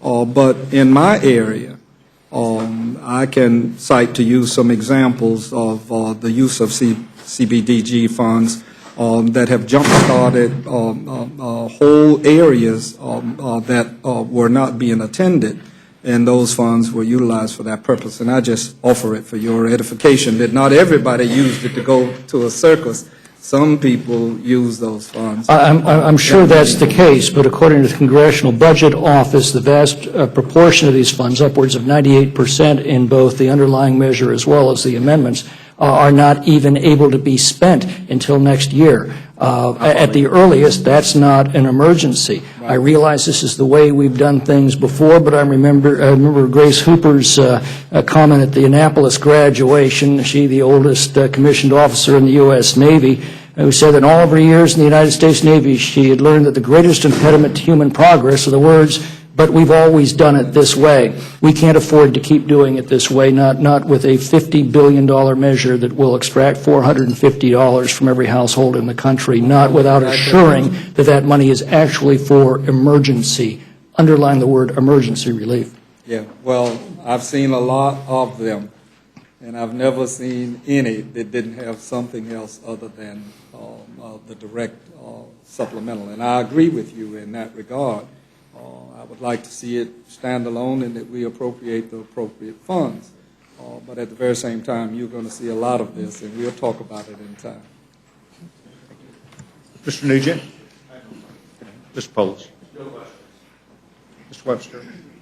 No further questions. Seeing no questions. By the way, Jim, we knew you were coming back, and we waited for you. Does anyone have a question for Mr. Langevin at all?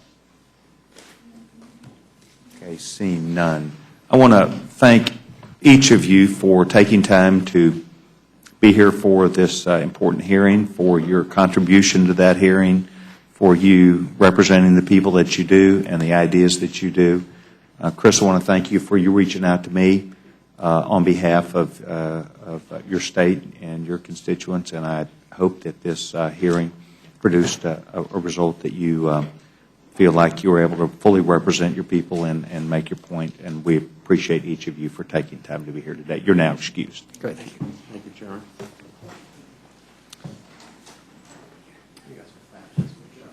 We'll call up the next panel. At this time, the gentleman, Dr. Fleming, Mr. Mulvaney, Mr. Brooks, and Mr. Gardner. Gentlemen, if y'all would feel free to push those glasses up here. I don't know, we've avoided any mess up to now. We'll see if we can do that.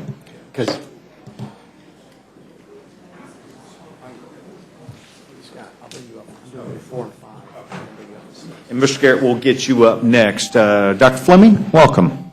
By the way, gentlemen, any prepared remarks that you have will be inserted in the record without objection. Gentlemen is recognized. Dr. Fleming. Thank you, Mr. Chairman. And first of all, I want to say that on the subject of the Sandy hurricane, being from Louisiana, I well understand and appreciate all of the human suffering that has occurred in the previous weeks related to this storm, and we want to get help to these victims as soon as possible. In fact, that is really the focus of the amendments that I have. With our national debt at $16.4 trillion and trillion-dollar deficits as far as the eye can see, we must carefully scrutinize every expenditure of government. I have the privilege, Mr. Chairman, of chairing the subcommittee on fisheries for the Natural Resources Committee.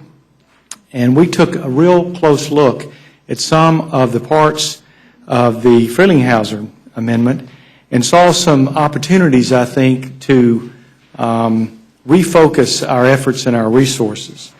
I realize that the amounts may not sound like much in Washington, but each dollar increases what we are asking our children and grandchildren to pay, and it lessens what we can really have as an impact to the areas we need. Fleming Amendment number 49 would cut $9.8 million from the U.S. Fish and Wildlife Service for rebuilding seawalls and buildings on uninhabited islands in the Stewart-McKinney National Wildlife Refuge in Connecticut. We must distinguish between must-haves and nice-to-haves in this bill. In this case, the buildings in question primarily serve small groups of students from Southern Connecticut State University during summer months for conservation classes. So that's $9.8 million being spent to rebuild seawalls and buildings on an uninhabited island. Apparently it's used periodically for some type of school or training, but they're there only during the day. No one spends the night. Fleming Amendment 50 cuts $4.2 million from the Fish and Wildlife Service for installing new water control equipment on 2 islands in North Carolina that were not damaged by Hurricane Sandy. Facilities at Lake Mattamuskeet, North Carolina, and Pea Island, North Carolina, were damaged during the Hurricane Irene of 2011. Apparently it wasn't much of a priority after that hurricane, but somehow now is. The service has not seen fit to make this part of their budget request for FY12. This bill should not be a vehicle for unrelated spending. Amendment 51 cuts $3 million from the Fish and Wildlife Service for relocating undamaged roads and wildlife refuges. I underscore undamaged roads. It just simply relocates them, something that is way out in the future in terms of need. And even though there's $3 million allocated to that, there is a justification only for $650,000. It is unacceptable for them to say, give us the money now, we'll tell you what it's going to be for later. Congress has a responsibility to hold the money until they can justify it. And then finally, Amendment 91 cuts $1.55 million from the Fish and Wildlife Service for the National Conservation Training Center in West Virginia. This center was not damaged by Hurricane Sandy, but is seeking to upgrade its existing backup generators to provide full power to all buildings during an outage. Now, this may be a good thing, but I just don't think it belongs in this bill, emergency spending. Certainly, we can go through regular order and provide that if it's necessary. The facility was not designed to shelter in place, and we cannot afford to create that capability on this bill. So I would say in closing, Mr. Chairman, as a doctor, I recognize the value of preventive medicine, but I don't send my patients to the emergency room to receive that, and that's exactly what we're doing with some of the measures in this amendment. Thank you very much. Mr. Brooks? Thank you, Mr. Chairman. I have 2 amendments, Brooks 78, which is to the amendment offered by Mr. Frelinghuysen of New Jersey, and Brooks 79, which is an amendment to the substitute offered by Mr. Rogers of Kentucky. Basically, both of them are pay-fors.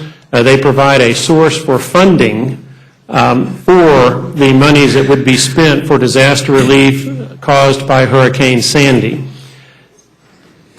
What it does, either amendment, is cut into foreign aid with the exception of Israel, Afghanistan, or Pakistan, and shift those monies that are being spent on foreign aid to instead be spent on American aid to the victims of Hurricane Sandy. So it is a pay-for, it's a substantive pay-for.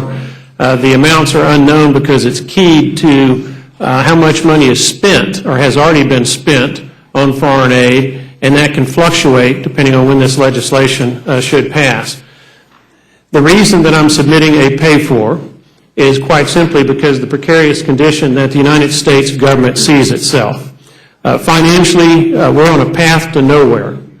Financially, we're looking at, instead of a fiscal cliff, a debt mountain. We've had 4 consecutive trillion-dollar deficits. We have $16 trillion in total debt, and there is an effort now to increase that beyond $16 trillion. To put that into perspective, the amount of damage that's done to our country on an annual basis now, servicing this debt, is in excess of $220 billion. To put that into perspective, that $220-plus billion that we're spending just servicing past excesses is 3 times all of the relief sought by Hurricane Sandy victims. Best case scenario, give them everything they want. It's 3 times what Sandy is seeking. It's more than 4 times what is being spent annually by the federal government on certain transportation infrastructure needs. If you want to talk about programs that are no longer available because of that money being spent on servicing our debt, think in terms of 12 or 13 NASAs. That's the equivalent of how much money we're now spending just servicing our debt, not paying it down. And so the question becomes, are we going to be financially responsible as we pay for disasters as they occur? And I would submit to you that this is one option. There are many of options that may be available, that may be on the table. But if we're going to be in a financially difficult time and we have to make hard decisions, then I would submit to this body that financially hard decisions have to be made. To me, it's an easy choice between helping Americans who need aid and helping foreigners who desire aid. These are American tax dollars being spent, and I would submit that it's best to spend those American tax dollars helping Americans that are in need. To kind of put it into perspective, here's an example of the choice. We could spend $531 million on Tanzania, $368 million on Zambia, $652 million on Kenya, $625 million on Nigeria, or perhaps as much as $2 billion in Newcastle County, Sussex County, Kent County, and other damaged areas in Delaware. We could spend $180 million on Indonesia, $142 million for the Philippines, $107 million in Vietnam, $85 million in the Republic of Georgia, or we could shift those kinds of sums to Atlantic City, Hoboken, and other places in New Jersey. I hope you get the drift. We have people who are hurting the United States of America, but we also have a future that we have to look at. And each time we spend money we do not have, I would submit to the members of this committee, that furthers the risk of an American insolvency and bankruptcy, and if that were to happen, it would debilitate our country. So I request your consideration of the 2 amendments that I have posited before you. Thank you, Mr. Chairman, members of the Rules Committee, for your work tonight and time in reviewing these amendments. I offer today Amendment 73 to the Rogers Substitute Amendment regarding emergency watershed protection funding for states impacted through wildfires that we've seen devastate the western United States over the course of 2012.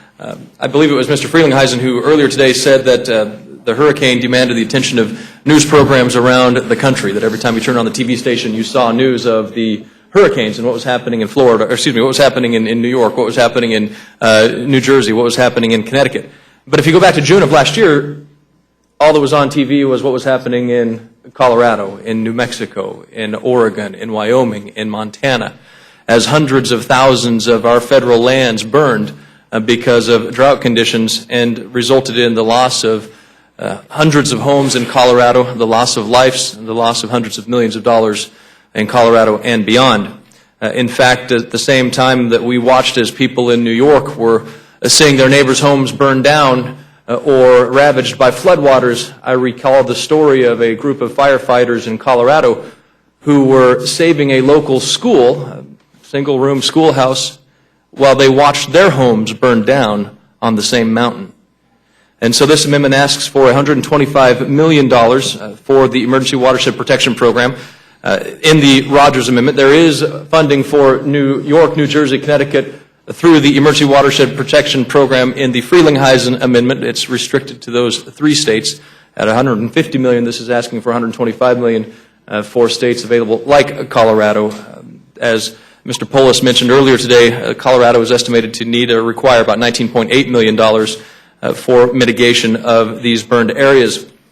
And this is a little bit about good government as well, because we know as a result of forest fires, it creates a condition called hydrophobic soil.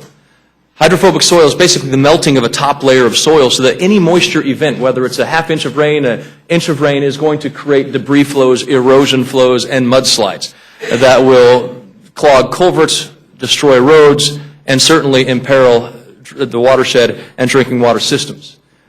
For those of you who recall the disasters at the Waldo Canyon fire, the United States Air Force Academy was evacuated. 70% of the people in Colorado Springs will be affected by the drinking water as a result of the Waldo Canyon fire. In the High Park fire, over 300,000 people will be impacted as a result of damage to the watershed, which occurred on federal lands, much of it. And so this amendment tries to bring some aspects of good government to erosion control, because once those debris flows occur, and we're talking about a debris flow that will be the equivalent of a 100-year storm, the equivalent runoff and debris flow of a 100-year storm will now be occurring every 5 to 10 years because of the burn and the hydrophobic soil conditions. FEMA will most likely cover costs, or at least part of costs, for mudslides and debris flows. So they will occur after the fact. They will provide grants and money to mitigate after the fact to help the drinking water system after the damage has occurred. But this is actually trying to provide help before the damage occurs. And so I would ask for your support, because our hearts go out to the people of New York, New Jersey, Connecticut, everybody who has suffered devastating damage as a result of the hurricanes, but would also encourage your support for other areas of this country who watched as their neighbors' homes burned down, lives were lost, and millions upon millions of dollars were done in damage as a result of a natural disaster. Thank you, Mr. Chairman. Thank you for the opportunity. And until you tell me differently, I'm going to assume we're operating under the same rules as the previous chairman, which is less is more when it comes to amendments.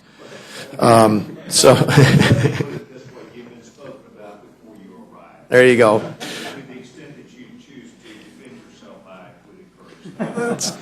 I always welcome that opportunity. I have 3 amendments, Mr. Chairman. I would like to deal with 2 of them because they're very similar together. Number 4 and 5, both to the Rogers bill. They're fairly simple. They both seek 2 different ways to offset the $17 billion in spending in the underlying Rogers bill. It's not the larger number from the Frelinghuysen amendment. It's just the $17 billion. Number 4 is as simple as it probably gets, as a 1.63% across-the-board discretionary cut. I don't like them any more than anybody else does, but I operate under the theory that the only thing worse than not paying for it is by paying for it with across-the-board cuts. Number 5 is a much more targeted proposal. It's offered by myself and Mr. Scalise. I understand it has the support of the Republican Study Committee as well. And this is a targeted offset which would be achieved by, number 1, ending the transit subsidies for federal employees.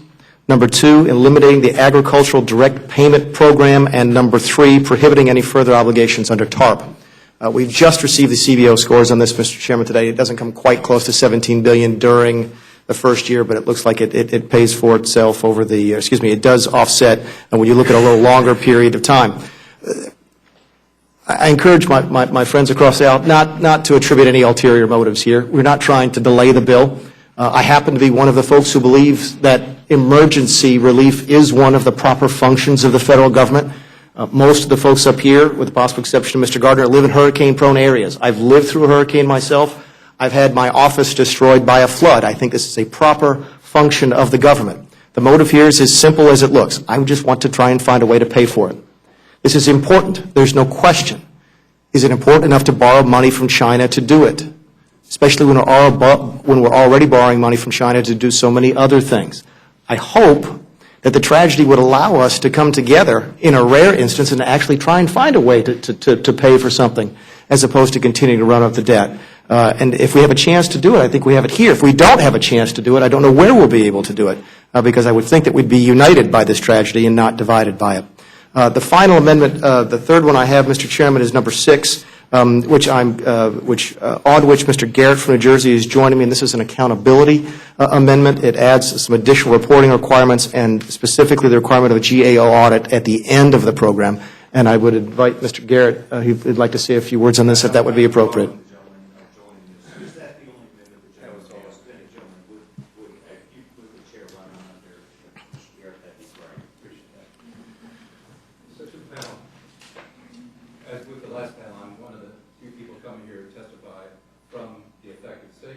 Affected state, the affected region.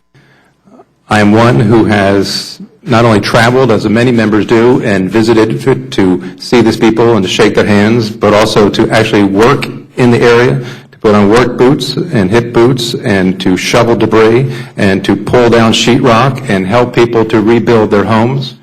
and actually work with our churches to put together brigades to go down and saw the woods and make the homes habitable again and get the electric lines out again. And I say that not to pat myself on the back, but just to raise the specter that as Washington decides how we are going to spend other people's money, I really do wonder how many of the 535 people who will be voting have taken an hour out of their own time or $1 out of their own pocket and contributed time or money to these people. Now, what we are doing here today with the accountability amendment is simply to say to that lady that I met who lived in a little house that is smaller than the area behind this dais. That's how big her house is for her whole life and her family before that, which is now destroyed, and we helped to rebuild. And she is looking for some assistance from anywhere, from Washington if it can, to make sure that the money that you're voting on today actually lands in her house to put back up the sheetrock that we pulled down and put up the cabinets that we pulled down and so on. She doesn't want to hear reports that I've already heard anecdotally, and they are only anecdotally, I admit that, Mr. Chairman, that money is going out to people who live in high-rise apartments, who had absolutely no damage, who lived in apartments or places down the shore, who never really were renters, that were simply renters there and really don't qualify it. So anecdotal stories she is already hearing that money is being wasted already. It does us absolutely no good to say, we just gave you $60 billion or whatever it comes out to be, if at the end of the day, that money doesn't help that particular lady. And to the final point, to Mr. Mulvaney's other amendments, most of us here have children or grandchildren. When we go home after voting on this bill, today and on the floor, we should be able to say to them, we took care of that lady and that little old lady in that apartment, or we took care of that family that needed that assistance, and we paid for it ourselves here out of Washington, and we should be able to look at our grandchildren and say, we didn't put that debt on you. We're willing to pay for it, and not you.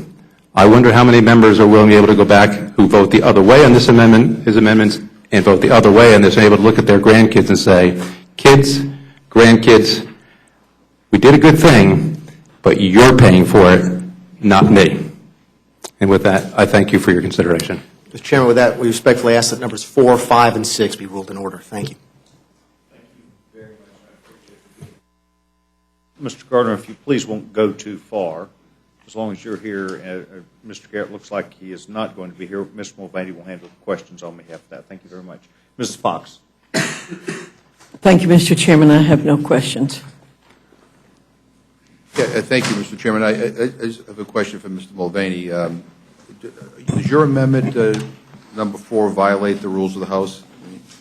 I've been told that it doesn't, Mr. McGovern, but again, Would you be requesting a special waiver for that amendment? I believe as to number 4, I was told that we might be in number 5 that we're not, or I may have those backwards. So on number 4, you need a waiver. It's one or the other, sir, and I don't honestly remember which one is which. I wish you luck, because on every occasion that I've tried to requested a waiver, the answer I always get is the rules are the rules. I'll be very interested to see how that turns out for you. But well, I'd appreciate your support for luck, that, Mr. McGovern. I Thank wish you luck, but I've never had any luck when it comes to any of my amendments. So anyway, thank you. I yield back my time. Thank you very much. Mr. Bishop? I do. Mr. Fleming, if I could, I realize there is one amendment that is Representative Flores's and not yours, but you are the leader of this subcommittee area on the Resource Committee that deals with NOAA and deals with this funding.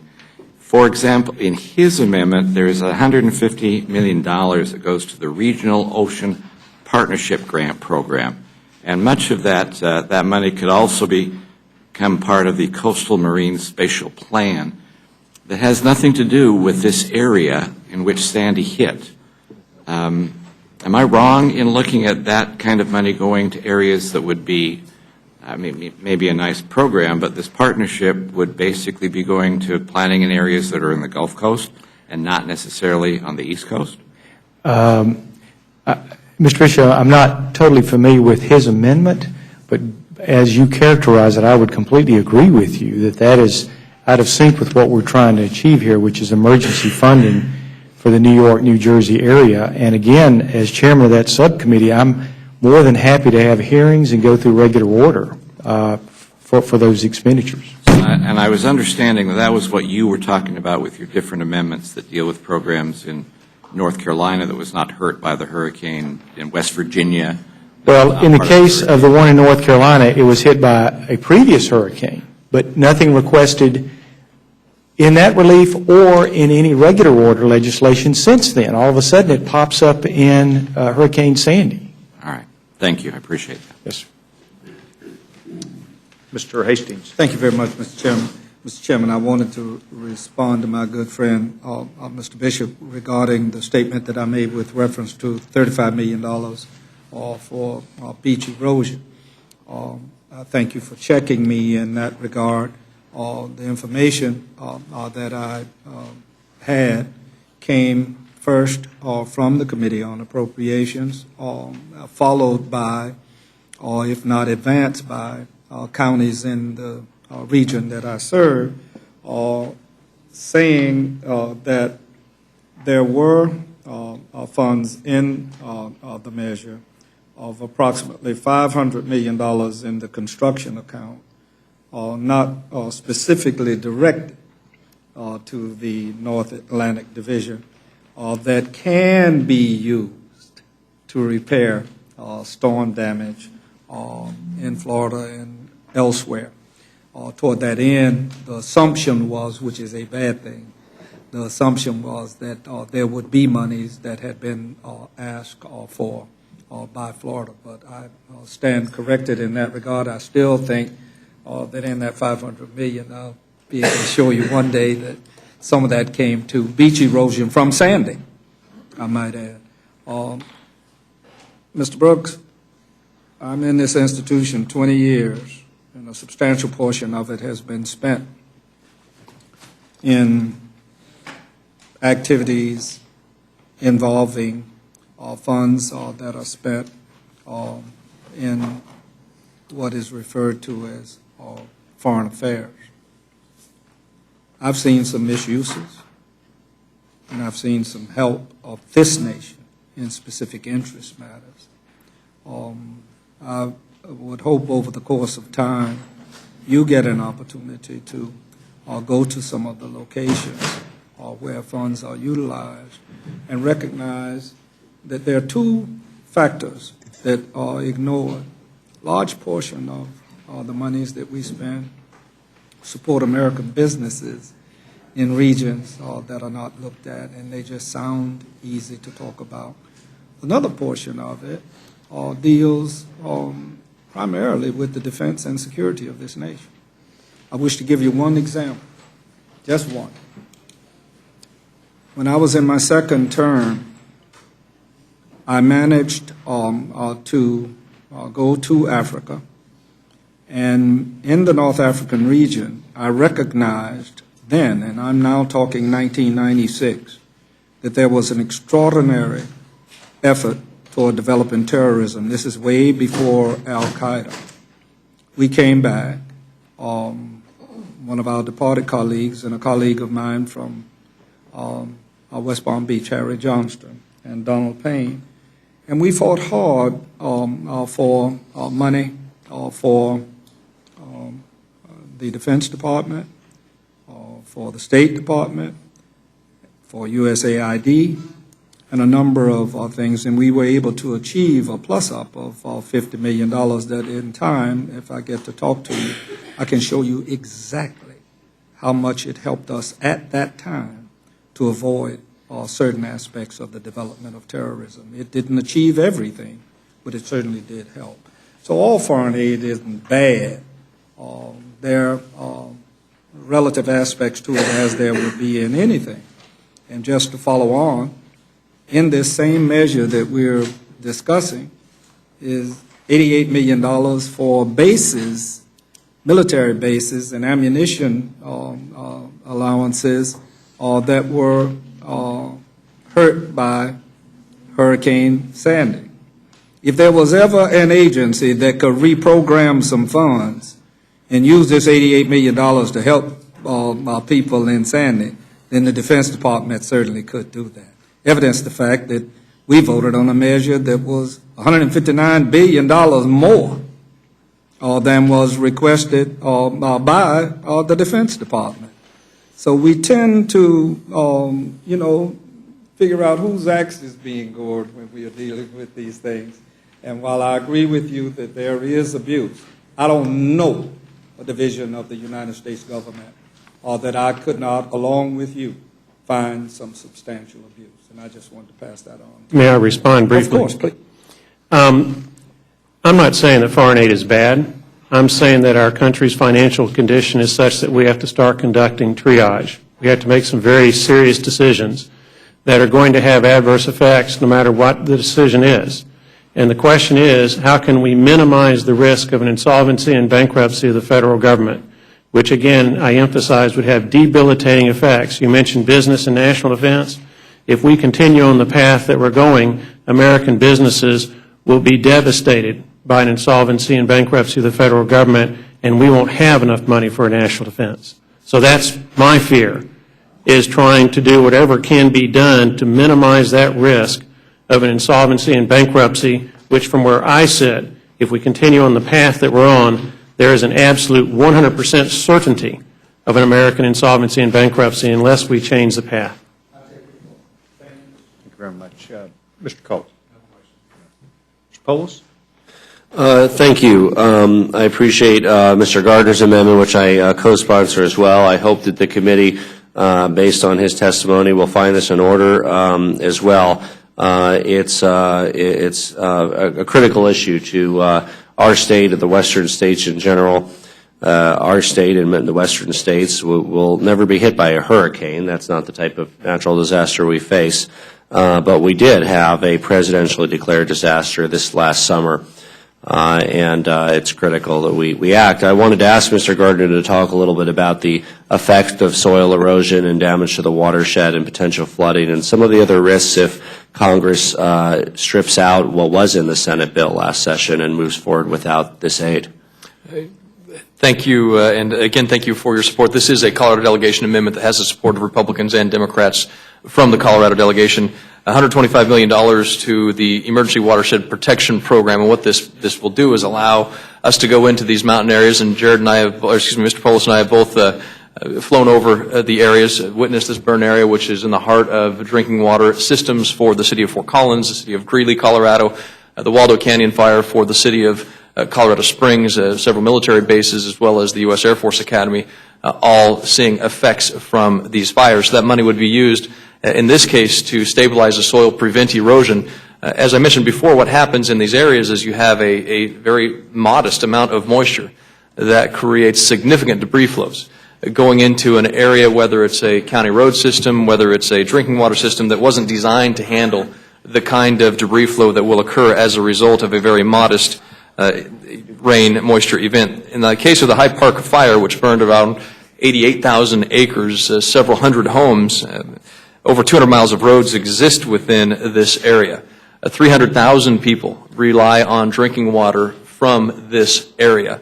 And it's Halligan Seaman Reservoir areas. I mean, you're talking about significant watersheds where this water will come down and contaminate erosion, contaminate the water, plug culverts, overrun highways, 200 miles of roads. That's one thing. So the other part of your question is the Senate did include $125 million in their package, the package that they passed prior to the end of this Congress, a funding level that was supported by this administration for the purpose of this program.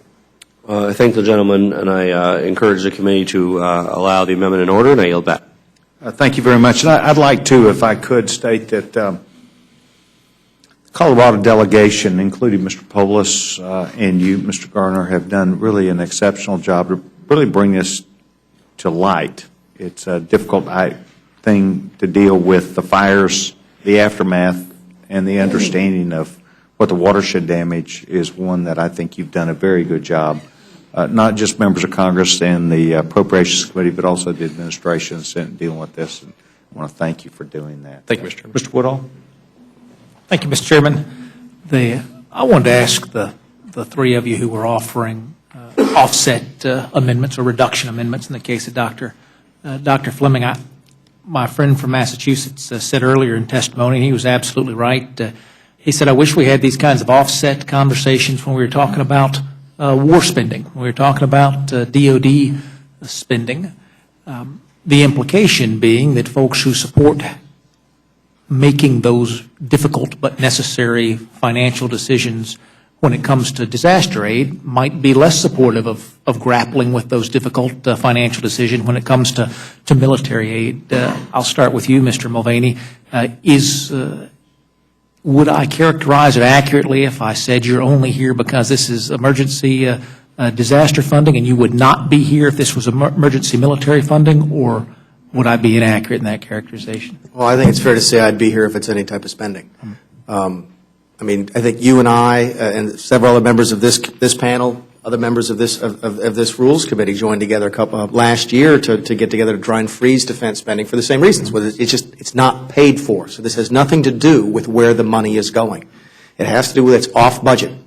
It's not in the budget. This is emergency extraordinary spending. So the question is, are we going to pay for it or not? I recognize the fact that traditionally it has not been paid for here, and I understand that. I understand that that is the history.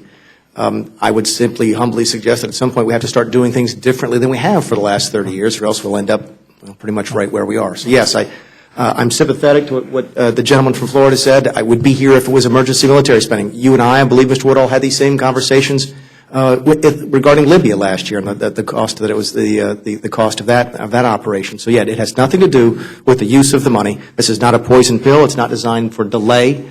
It is simply what it is, which is, can we figure out a way to pay for it or not? Mr. Brooks, could I ask you to answer that also? I know you represent a very strong military district there in northern Alabama. I'm one of those who believes that we should pay for every expenditure that we're going to spend when you have a $16 trillion deficit and we're on the path that we're on. However, I would add one distinction between disaster relief and national security. If we misjudge in national security matters, there is, United States of America, and millions of people have lost their lives.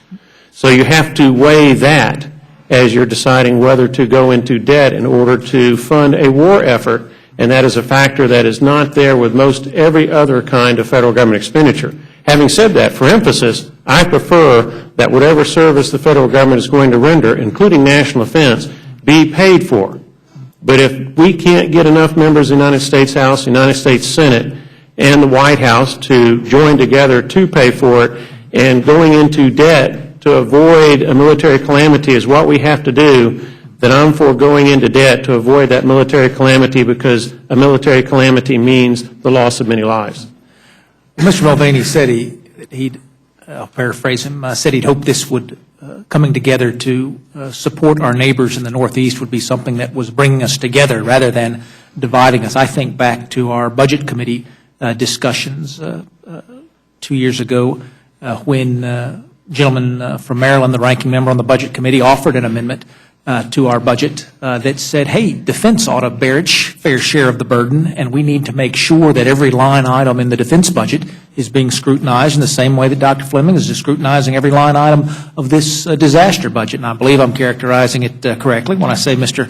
Mulvaney and I and a number of other Republicans on the committee, I believe Mr. Huelskamp supported that amendment, came together, and we passed that Van Hollen amendment to make sure that defense was an important part of that. I just say that because it's hard when families are hurting to talk about balancing things. And every family in your and my district that picked up their checkbook and sent a check made that decision. They decided that sending $100 to help out Sandy victims was more important than that $100 they were going to spend on dinner, or more important than taking an extra trip to see grandma. Made those priority decisions. One thing that's different thinking about regular order, Mr. Mulvaney, is that historically these bills have been much smaller.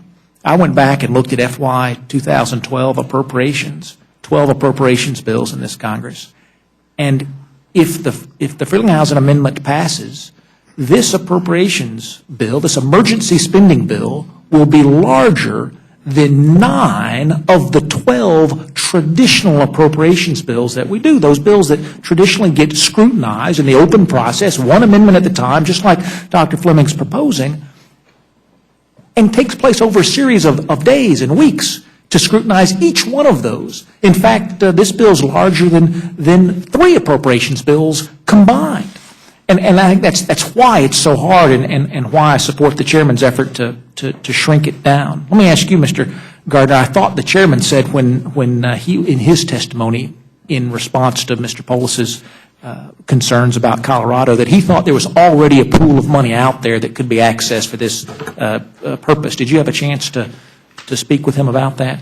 No, thank you. And I believe in fiscal year 2012, there was, according to the information I have from CRS, about $215.9 million that was appropriated to the Emergency Watershed Protection Program nationwide.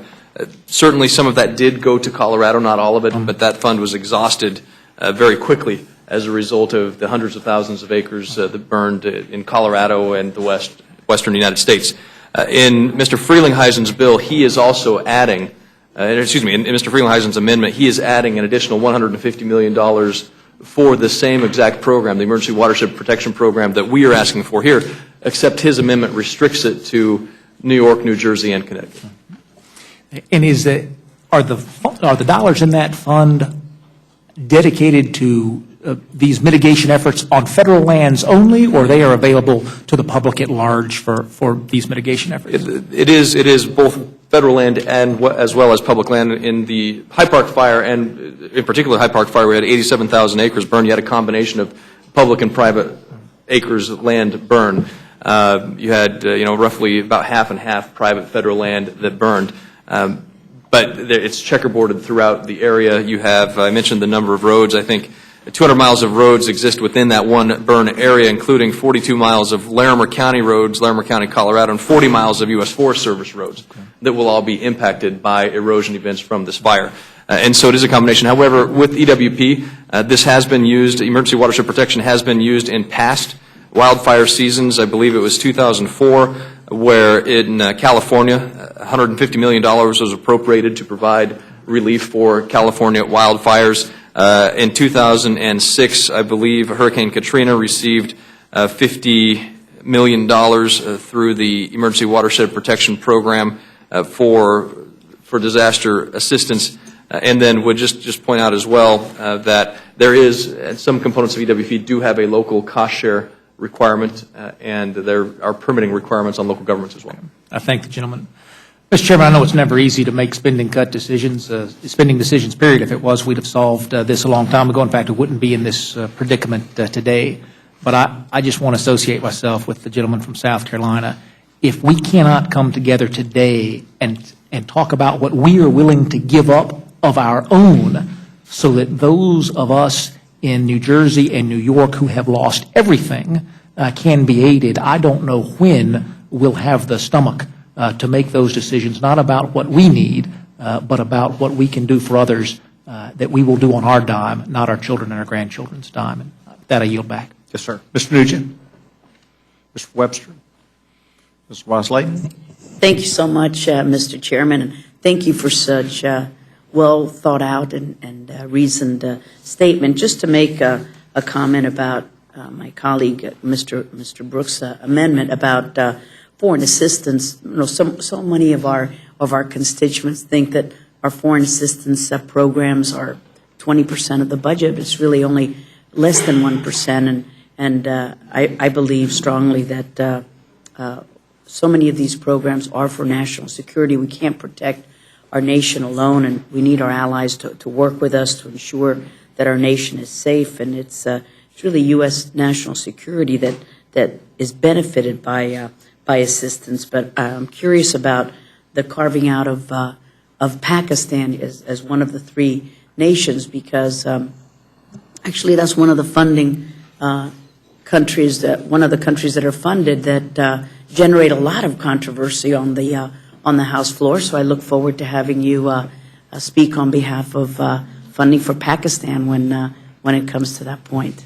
Would you like me to address it very briefly here? That would be great, yes, because it is a source of great controversy. We use Pakistan as a way to supply our troops in Afghanistan. As soon as we get out of Afghanistan, I would zero out Pakistan. But until we're in a position where we do not need to transit over their soil, it appears to me, and I'm on House Armed Services Committee, that the best supply route, most financially reasonable supply route, is to continue to pay this transit fee as we go over Pakistan to supply our troops in Afghanistan. And I have an exception for Afghanistan, of course, because that's a war zone. And then Israel I have an exception for under my proposal because of the heightened risk of conflict. If Israel should be weakened financially because we cut them off, or if cutting them off should appear to be a move by the United States to distance ourselves from supporting Israel, which in turn might embolden Israel's foes. And just for emphasis, if my amendment were to pass, it would fully fund the proposal of Chairman Hal Rogers. Dr. Burgess? Thank the chairman for the recognition. Mr. Mulvaney, actually, I want to thank all of you for your work on the limiting and the offset amendments. Just going back to 2005, 2006, there was, Mr. Chairman Rogers already alluded to the rescission in the Department of Homeland Security of some $24 billion in the money that was funded for Katrina, but there was also a 1% across the board offset that turned out to be about $9 billion when in 2005, 2006, and there is a CRS report that delineates that. But I guess, so I think there's precedent for looking at this. One question I would have for you is, how will this funding be affected by the sequester? That is there already an across-the-board cut that comes through the sequester to this funding, and is your cut in addition to the sequester, or is this funding somehow carved out and protected from the sequester? My understanding, Doctor, is that both the underlying bill, underlying amendment, and then my amendments would be post-sequester, so they are on top of the sequester. So they are protected from the cuts in the sequester, or the sequester cuts have already happened? The sequester cuts will have already, well, they're already into law. So the underlying, the $17 billion is $17 billion. It's not subject to the sequester. Okay. The Freeling-Housen Amendment is another 33 on top of that. It's not subject to the sequester. These would be additional reductions on top of the sequester. So it's outside the bounds. You raise an interesting point, though, that in 2005, a 1% across the board generated $9 billion in savings, and we're up to 1.63% now, generating twice that amount. That was non-defense, non-homeland security spending in 2005. Seeing no further questions from the committee, I want to thank each of you for not only sticking around, but for your consciousness of explaining very carefully your thoughts and ideas with this committee, and you're each excused, and I thank you. At this time, the chair is in receipt of a request from the gentleman, Mr. Wakita, to ask unanimous consent to enter into the record, and without objection, I will, a statement. Thank you very much, Louise. I'd now like to call up the next panel, Mr. Blumenauer, Mr. Posey, Mr. Gozar, Mr. Helskamp, Mr. Cassidy. I would ask that you five please come forward. And remembering that we want to turn on those microphones. Mr. Blumenauer and I just had an opportunity to see each other on the floor. I want to express my sorrow to you on behalf of the committee, to the circumstance, your family that you've been through, and welcome to the committee, sir. You're recognized, by the way, gentlemen. Any things you have, a statement will be entered into the record, so feel free, without objection, to speak at this time. Gentleman's recognized. Thank you, Mr. Chairman. Thank you for your courtesy. I would like to express my appreciation to Representatives Campbell, Capps, and Holt for submitting amendments on my behalf, because I wasn't a member of this body for 3 days. In the wake of Hurricane Sandy, I think we've all repeatedly expressed that our thoughts are with the victims and families who lost loved ones or had to endure injury, property damage, having their lives turned upside down.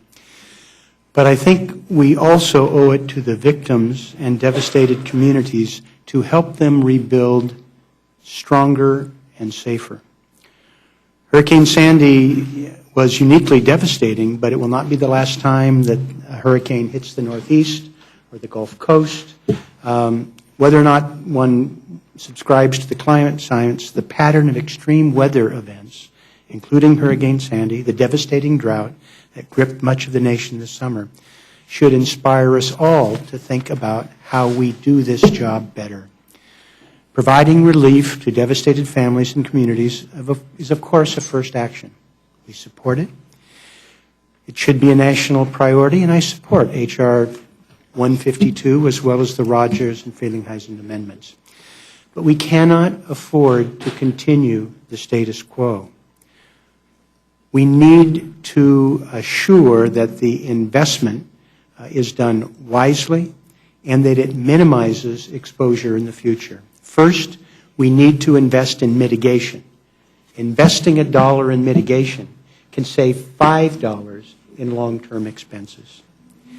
We need to change the way we budget for disasters. Massive storms are no longer unforeseen, and we got to get out of the mindset where we toss in $1 billion in the Appropriations Committee because it's cheaper for the Appropriations Committee to fund billions of dollars of unforeseen expenses after the fact than a few $100 million up front to prevent those disasters in the long run.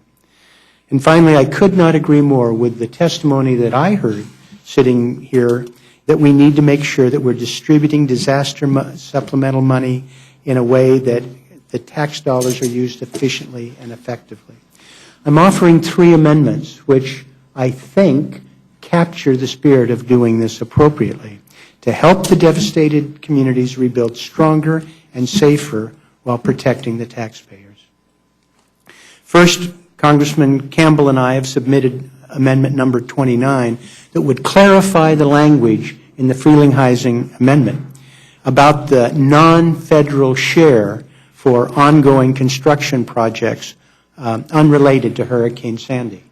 Now, historically, beach renourishment is controversial. How much should we invest in this? And we've kind of settled on a split, 65% federal, 35% state and local or private. We waive that.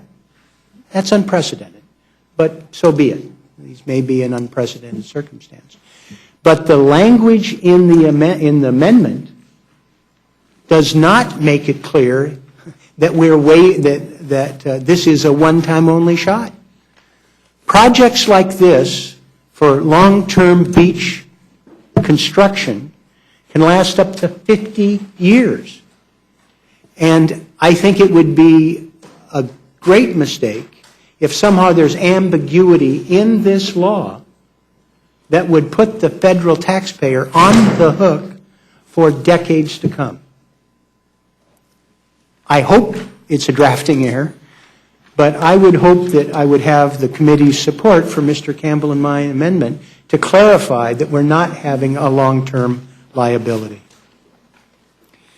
Second, it's important, I would note that this amendment is supported by environmental groups.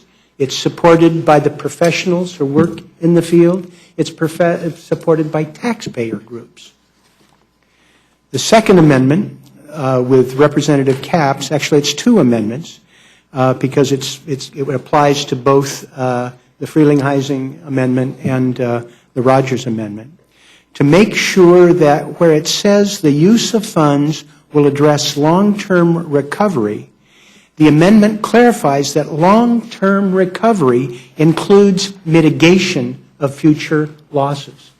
If we're going to spend billions, we ought to make sure that at the same time we are strengthening the communities to make future loss less effective. It sounds like a minor detail. It doesn't cost us any money to clarify it, but it makes it more likely that we will be not before you in the future because opportunities to spend this money to strengthen community will not be lost. Finally, Congressman Holt offered on my behalf Amendment 77. Now, admittedly, may require a waiver here, but I think it's worth considering whether because we're doing a lot of legislating with this legislation. To clarify that when we use these monies, we will make sure that the rebuilding efforts use the best available science and hazard mitigation data. FEMA and others have been involved with generating new information. It's not finalized yet, but much of it is available. It would be unfortunate if we don't clarify going forward that these billions of dollars to try and strengthen the communities will be based on the best available information. Much of it has been paid for by the taxpayer already. And to not use it going forward to plan these efforts, I think would be a lost opportunity. Again, I appreciate your courtesy in permitting me to elaborate on these three. I think if we do our jobs right, approve these amendments, we're going to end up saving taxpayer money in the long term. But more important than saving taxpayers money, because I look around the panel and a number of you have experience with disasters, that we will fortify the communities, we will strengthen them, will make it less likely that we will be facing this human devastation in the future. Thank you. Thank you very much. Thank you. I kept on hearing, earlier you kept talking, I kept on singing Preach It, Brother, because I'm so with you on this one. Mr. Chairman, Ranking Member, thank you for having me.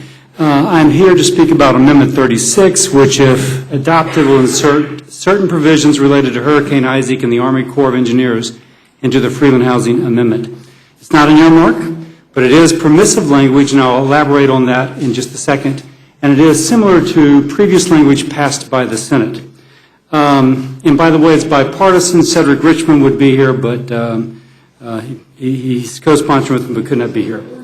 Now, there's a couple things to point out in the Freeland Housing Amendment. Page 14, lines 19 and 20, have a number there, $3,461 million in construction funding for the Army Corps of Engineers. And then it says to remain available until expended. There's similar language on page 12, lines 7 and 8, $50 million for studies and investigations to remain available until expended. It doesn't say it has to be spent on anything worth anything. It just says it's supposed to be there until it is spent. Now that's kind of crazy, if you will. And that's how we live in silos up here, in which we have a silo for the Northeast and a silo to be spent no matter what. So, frankly, when I talk to people back home, that's what drives them crazy about here.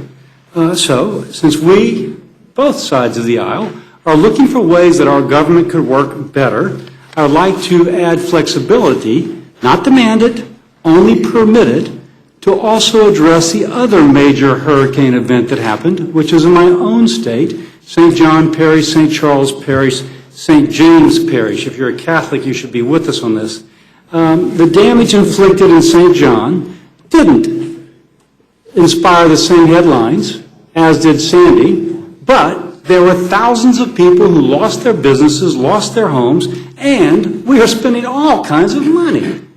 St. John's Parish, just one small parish in the midst of the Isaac devastation, has spent $12 million on debris removal. $12 million on debris removal. Now, the fact is, this is predictable. We knew it was going to happen, and the Army Corps is moving to try and come up with a way to mitigate. How do we prevent from doing this again? I'm told that they need $1 million of federal monies to finish the studies in order to begin the authorization process. They don't have it. We can't earmark it. That's part of what we have committed to in this Congress. Instead, next time there's a big event, there'll be $12 million more in debris removal. It's just crazy. Now, so again, this is not an earmark for South Louisiana. It doesn't instruct the Corps to spend $1. All it does is give the Corps the ability to say, listen, we got all this money in Sandy. Frankly, there's no place to spend it that we think is worth it. And if that is the case, then we can spend a small portion someplace else if we think it is reasonable to do so. From the taxpayer's perspective, I would like to give them that flexibility. Passage of this amendment does not guarantee anything for my state. If the Corps decides that it needs to spend all that money in the Northeast, then by golly, they can. All it does is if at the end of it they say, well, heck, we spent about all we can spend, and now we're just spending to spend, it allows them to spend someplace else to, frankly, fulfill the old proverb that a levy in time saves millions of dollars down the line. So, in that case, I'm just going to make the case that if Congress is going to pass legislation to provide protection for hurricane victims, as I think we should, that the dollars should be spent on the basis of need, not and of value to the taxpayer, not on the basis of geography. I hope that you will consider this amendment and give the Corps that choice and flexibility. Thank you for considering. I look forward to your questions.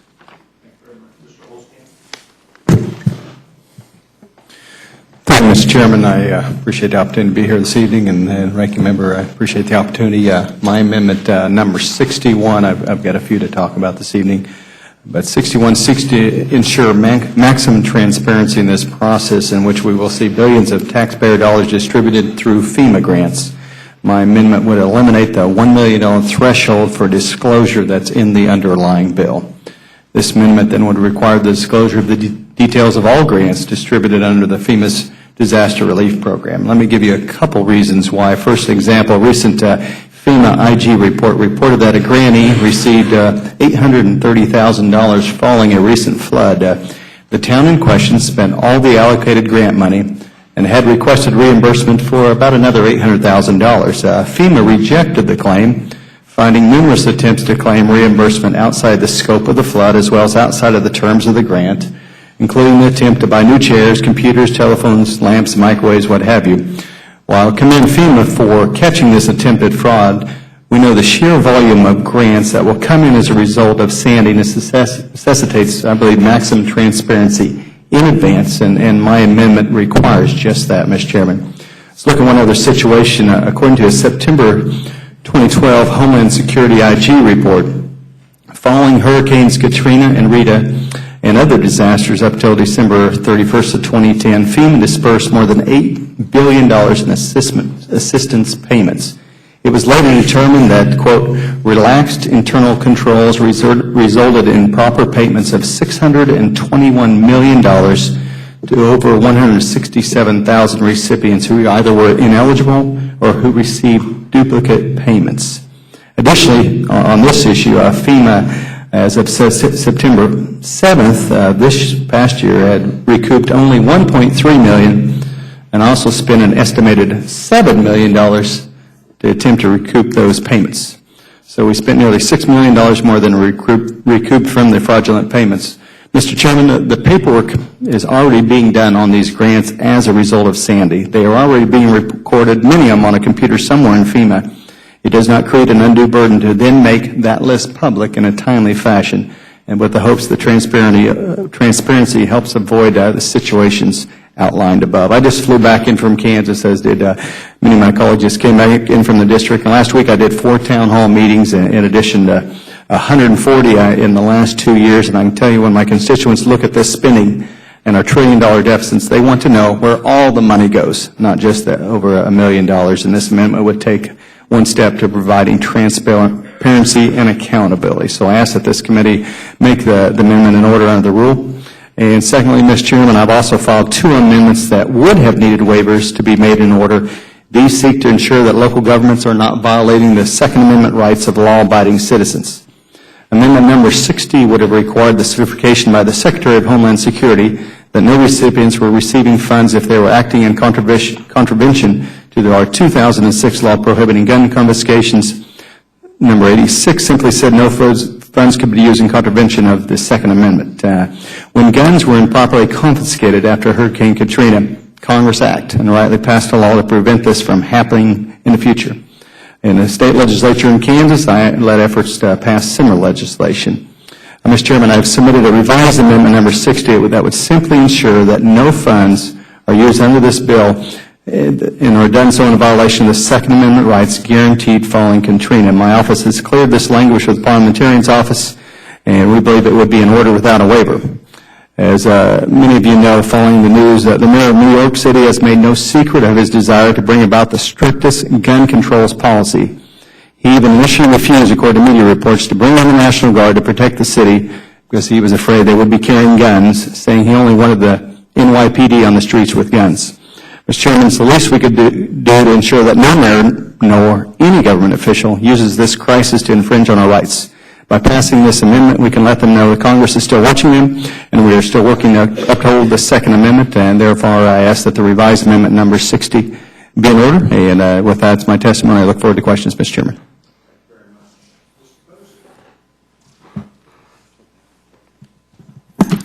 Thank you, Mr. Chairman and members. Certainly we have a national disaster, and I'm not just talking about Hurricane Sandy. I don't want to beat a dead horse, but as has been alluded to many times already, we have a national debt of $16 trillion, and it's growing by $4 billion a day. We must put restraint on all spending. We must inject a bit more common sense and accountability into every bill, including disaster relief. I propose 5 amendments that aim to do just that. None of them cut funding. They simply add reasonable accountability. As a representative from Florida's Atlantic coast, I'm well aware of the terrible damage that hurricanes can inflict. I am, however, also mindful of our duty to exercise responsible oversight and prudent judgment when taxpayer dollars are being spent. During my first year in the legislature in the Florida House, my very first session was about Hurricane Andrew. It was the Hurricane Andrew special session. And I saw firsthand how federal disaster relief was abused in the wake of Hurricane Andrew. I'm also mindful of the widespread fraud, waste, and abuse that happened in the wake of Hurricane Katrina that cost taxpayers billions. The Congressional Research Office is issuing a report later this week detailing Katrina abuses and identifying possible legislative remedies to address them. It's a disappointment, to say the least, that we will not have access to this report before we vote on this bill. I have offered reasonable accountability amendments to ensure that taxpayer money is not wasted. I ask the committee to please rule in order of these amendments to protect the taxpayers. Amendment number 88 requires that disaster relief be spent to repair damage caused by Hurricane Sandy. Amendment number 39 prevents the distribution of relief funds to deadbeat citizens by offsetting grants by the amount of money they owe the federal government. We shouldn't be giving taxpayer handouts to tax cheats. Amendment 40 prohibits the distribution of relief funds to dead people, a common sense anti-fraud measure. Amendments number 41 and 42 require the Department of Housing and Urban Development to apply existing cost recovery provisions when taxpayer money is used to repair a home. Currently, HUD has the option of applying this standard. My amendment requires HUD recover the grant money when the homeowner sells the home. These amendments would only ensure that HUD makes their best effort to recover the full amount of the taxpayer grant, but only if the homeowner has any profits from the sale of the property. In other words, we will help you in your time of need, but if you profit on the sale of your home, you'll repay the taxpayers. We cannot continue to spend as though the day of reckoning will never come. These amendments are reasonable provisions that simply protect taxpayers. Thank you very much.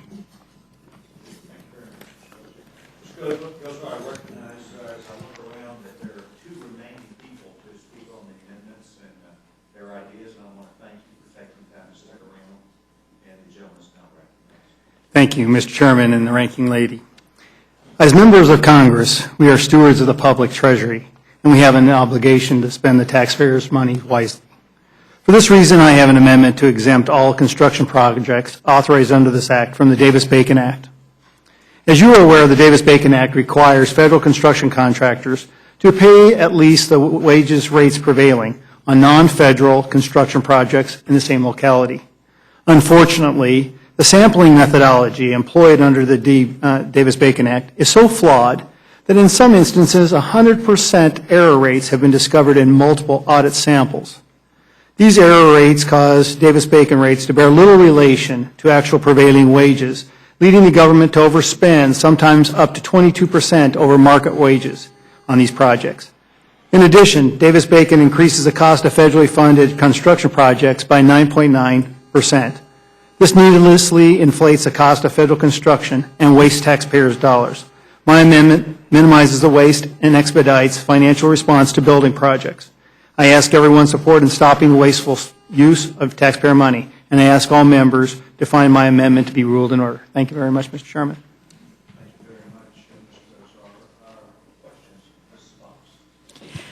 I don't have any questions for the panel, but I want to say that there's been a real epidemic of logic here tonight, one that I haven't seen in a long time. And I just have to comment on that. I don't make too many comments about or ask too many questions. And I have to say, particularly Dr. Cassidy, I'll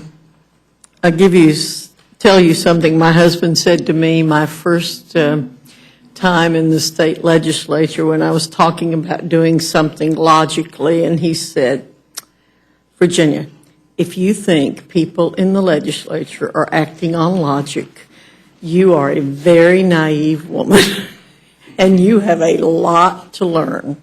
They're operating on emotion and very seldom on logic. And I'm really struck by that advice that he gave me a long time ago, particularly on the basis of all the comments I've had here tonight. Thank you all very much for reminding me that we ought to be dealing in a logical way.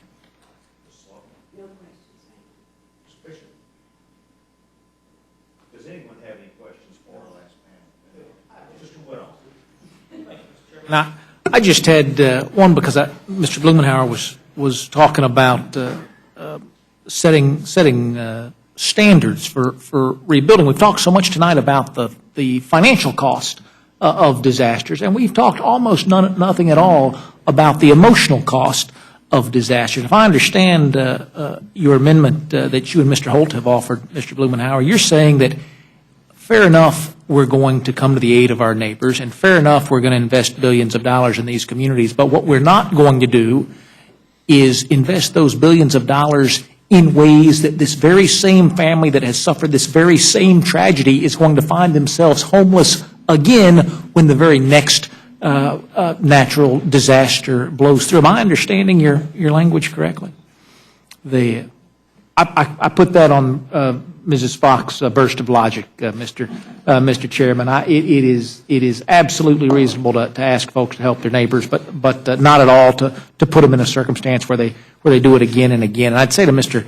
Posey, it's my great hope that we'll go with the chairman's mark of $17 billion tomorrow and not the higher number, so that we will have access to that report before we go on to do the remaining $30-odd billion.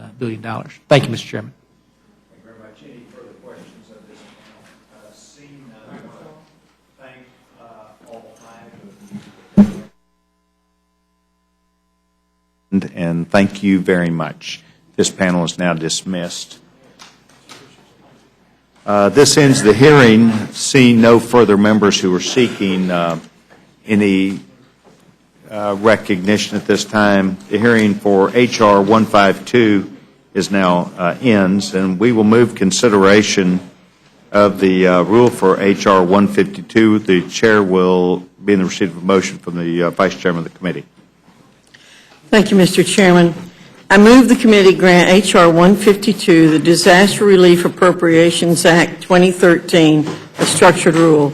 The rule provides 1 hour of general debate, equally divided and controlled by the chair and ranking minority member of the Committee on Appropriations. The rule waives all points of order against consideration of the bill. The rule provides that the amendment in the nature of a substitute printed in Part A of the Rules Committee report shall be considered as an original bill for the purpose of amendment and shall be considered as read. The rule waives all points of order against the amendment in the nature of a substitute. The rule makes in order only the amendment printed in Part B of the report to the amendment in the nature of a substitute. The rule waives all points of order against the amendment printed in Part B. The rule provides that after the disposition of the amendment printed in Part B, the chair shall put the question on the amendment in the nature of a substitute printed in Part A. The rule provides that if the amendment in the nature of a substitute printed in Part A is not adopted, the Committee of the Whole shall rise and report that it has come to no resolution on the bill.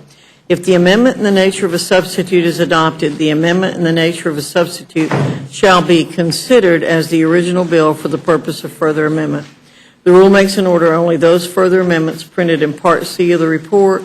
The rule provides that at the conclusion of consideration of the amendments printed in Part C, the committee shall rise and report the bill to the House with such amendments as may have been adopted. Any member may demand a separate vote on the House on any amendment adopted in the Committee of the Whole to the bill, to the amendment in the nature of a substitute printed in Part A, or to Amendment Number 1 printed in Part C. The rule provides that each such amendment printed in Part B and Part C of the report may be offered only in the order printed in the report, may be offered only by a member designated in the report, shall be considered as read, shall be debatable for the time specified in the report, equally divided and controlled by the proponent and an opponent, shall not be subject to amendment except as specified in the report, and shall not be subject to a demand for division of the question. The rule provides one motion to recommit with or without instructions. Finally, the rule directs the clerk to, in the engrossment of H.R. 152, add the text of H.R. 219 as passed by the House as a new matter at the end of H.R. 152. Conform the title of H.R. 152 to reflect the addition of the text of H.R. 219 as passed by the House to the engrossment, assign appropriate designations to provisions within the engrossment, and conform cross-references and provisions for short titles within the engrossment. I thank the gentleman. Is there any discussion or amendment to the rule? Yes. Gentleman's recognized. First, I have a question, Mr. Chairman, just for clarification. Am I correct, is it my understanding that on the Mulvaney, McClintock, Duncan, and Loomis amendment that requires a waiver because it violates Clause 2 of Rule 21, which is legislating on an appropriations bill? Thank you very much. I'd like to yield, if I can, to the gentleman from Oklahoma, Gentleman Mr. Cole. Well, the gentleman's correct. It does provide for a waiver of the prohibition on legislating on an appropriations measure for one amendment beyond the base text, the Mulvaney Amendment. This is consistent with past practice where we will provide a waiver for an offsetting amendment to a bill with an emergency designation that technically violates Clause 2. For instance, in 2001, we provided a waiver for the Flake-Toomey offsetting amendment. More than 40 other amendments submitted by both Democrats and Republicans required Clause 2 waivers because they changed policy. As is the committee's bipartisan tradition, we did not provide waivers for those amendments.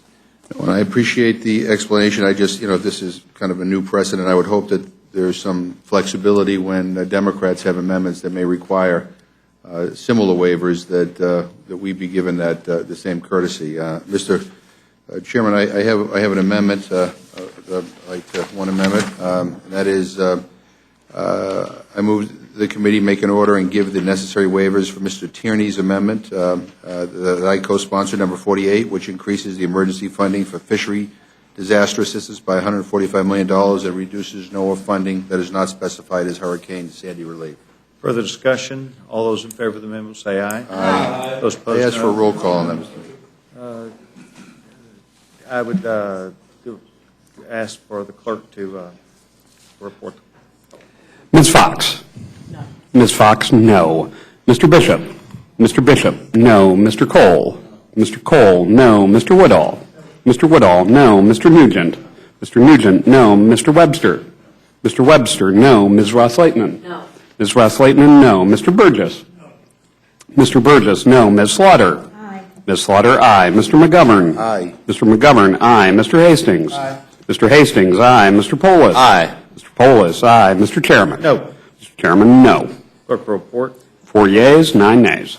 Amendment is not agreed to. Are there further amendments? Gentleman's recognized, Mr. Polis. Mr. Chair, I have an amendment to the rule. I move the committee make an order and give the necessary waivers for Mr. Gardner's amendment that I'm a co-sponsor of, number 73, which would provide $125 million in funding towards the Emergency Watershed Protection Program. Is there further discussion? The vote will now be on Mr. Polis' amendment. Those in favor say aye. Aye. No?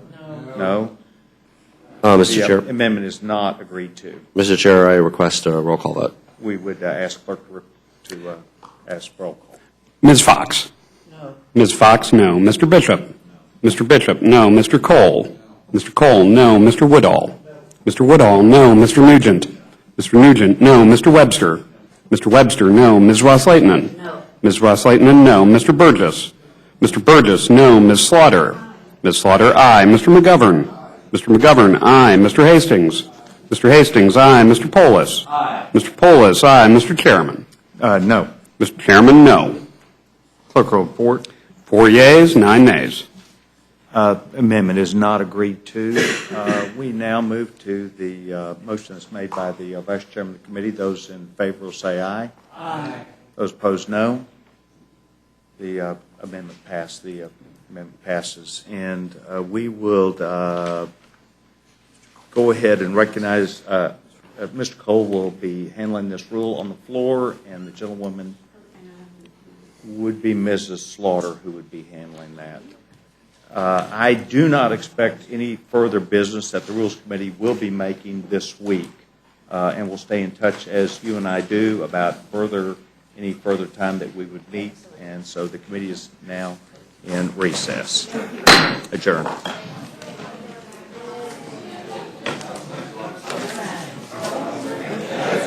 Thank you.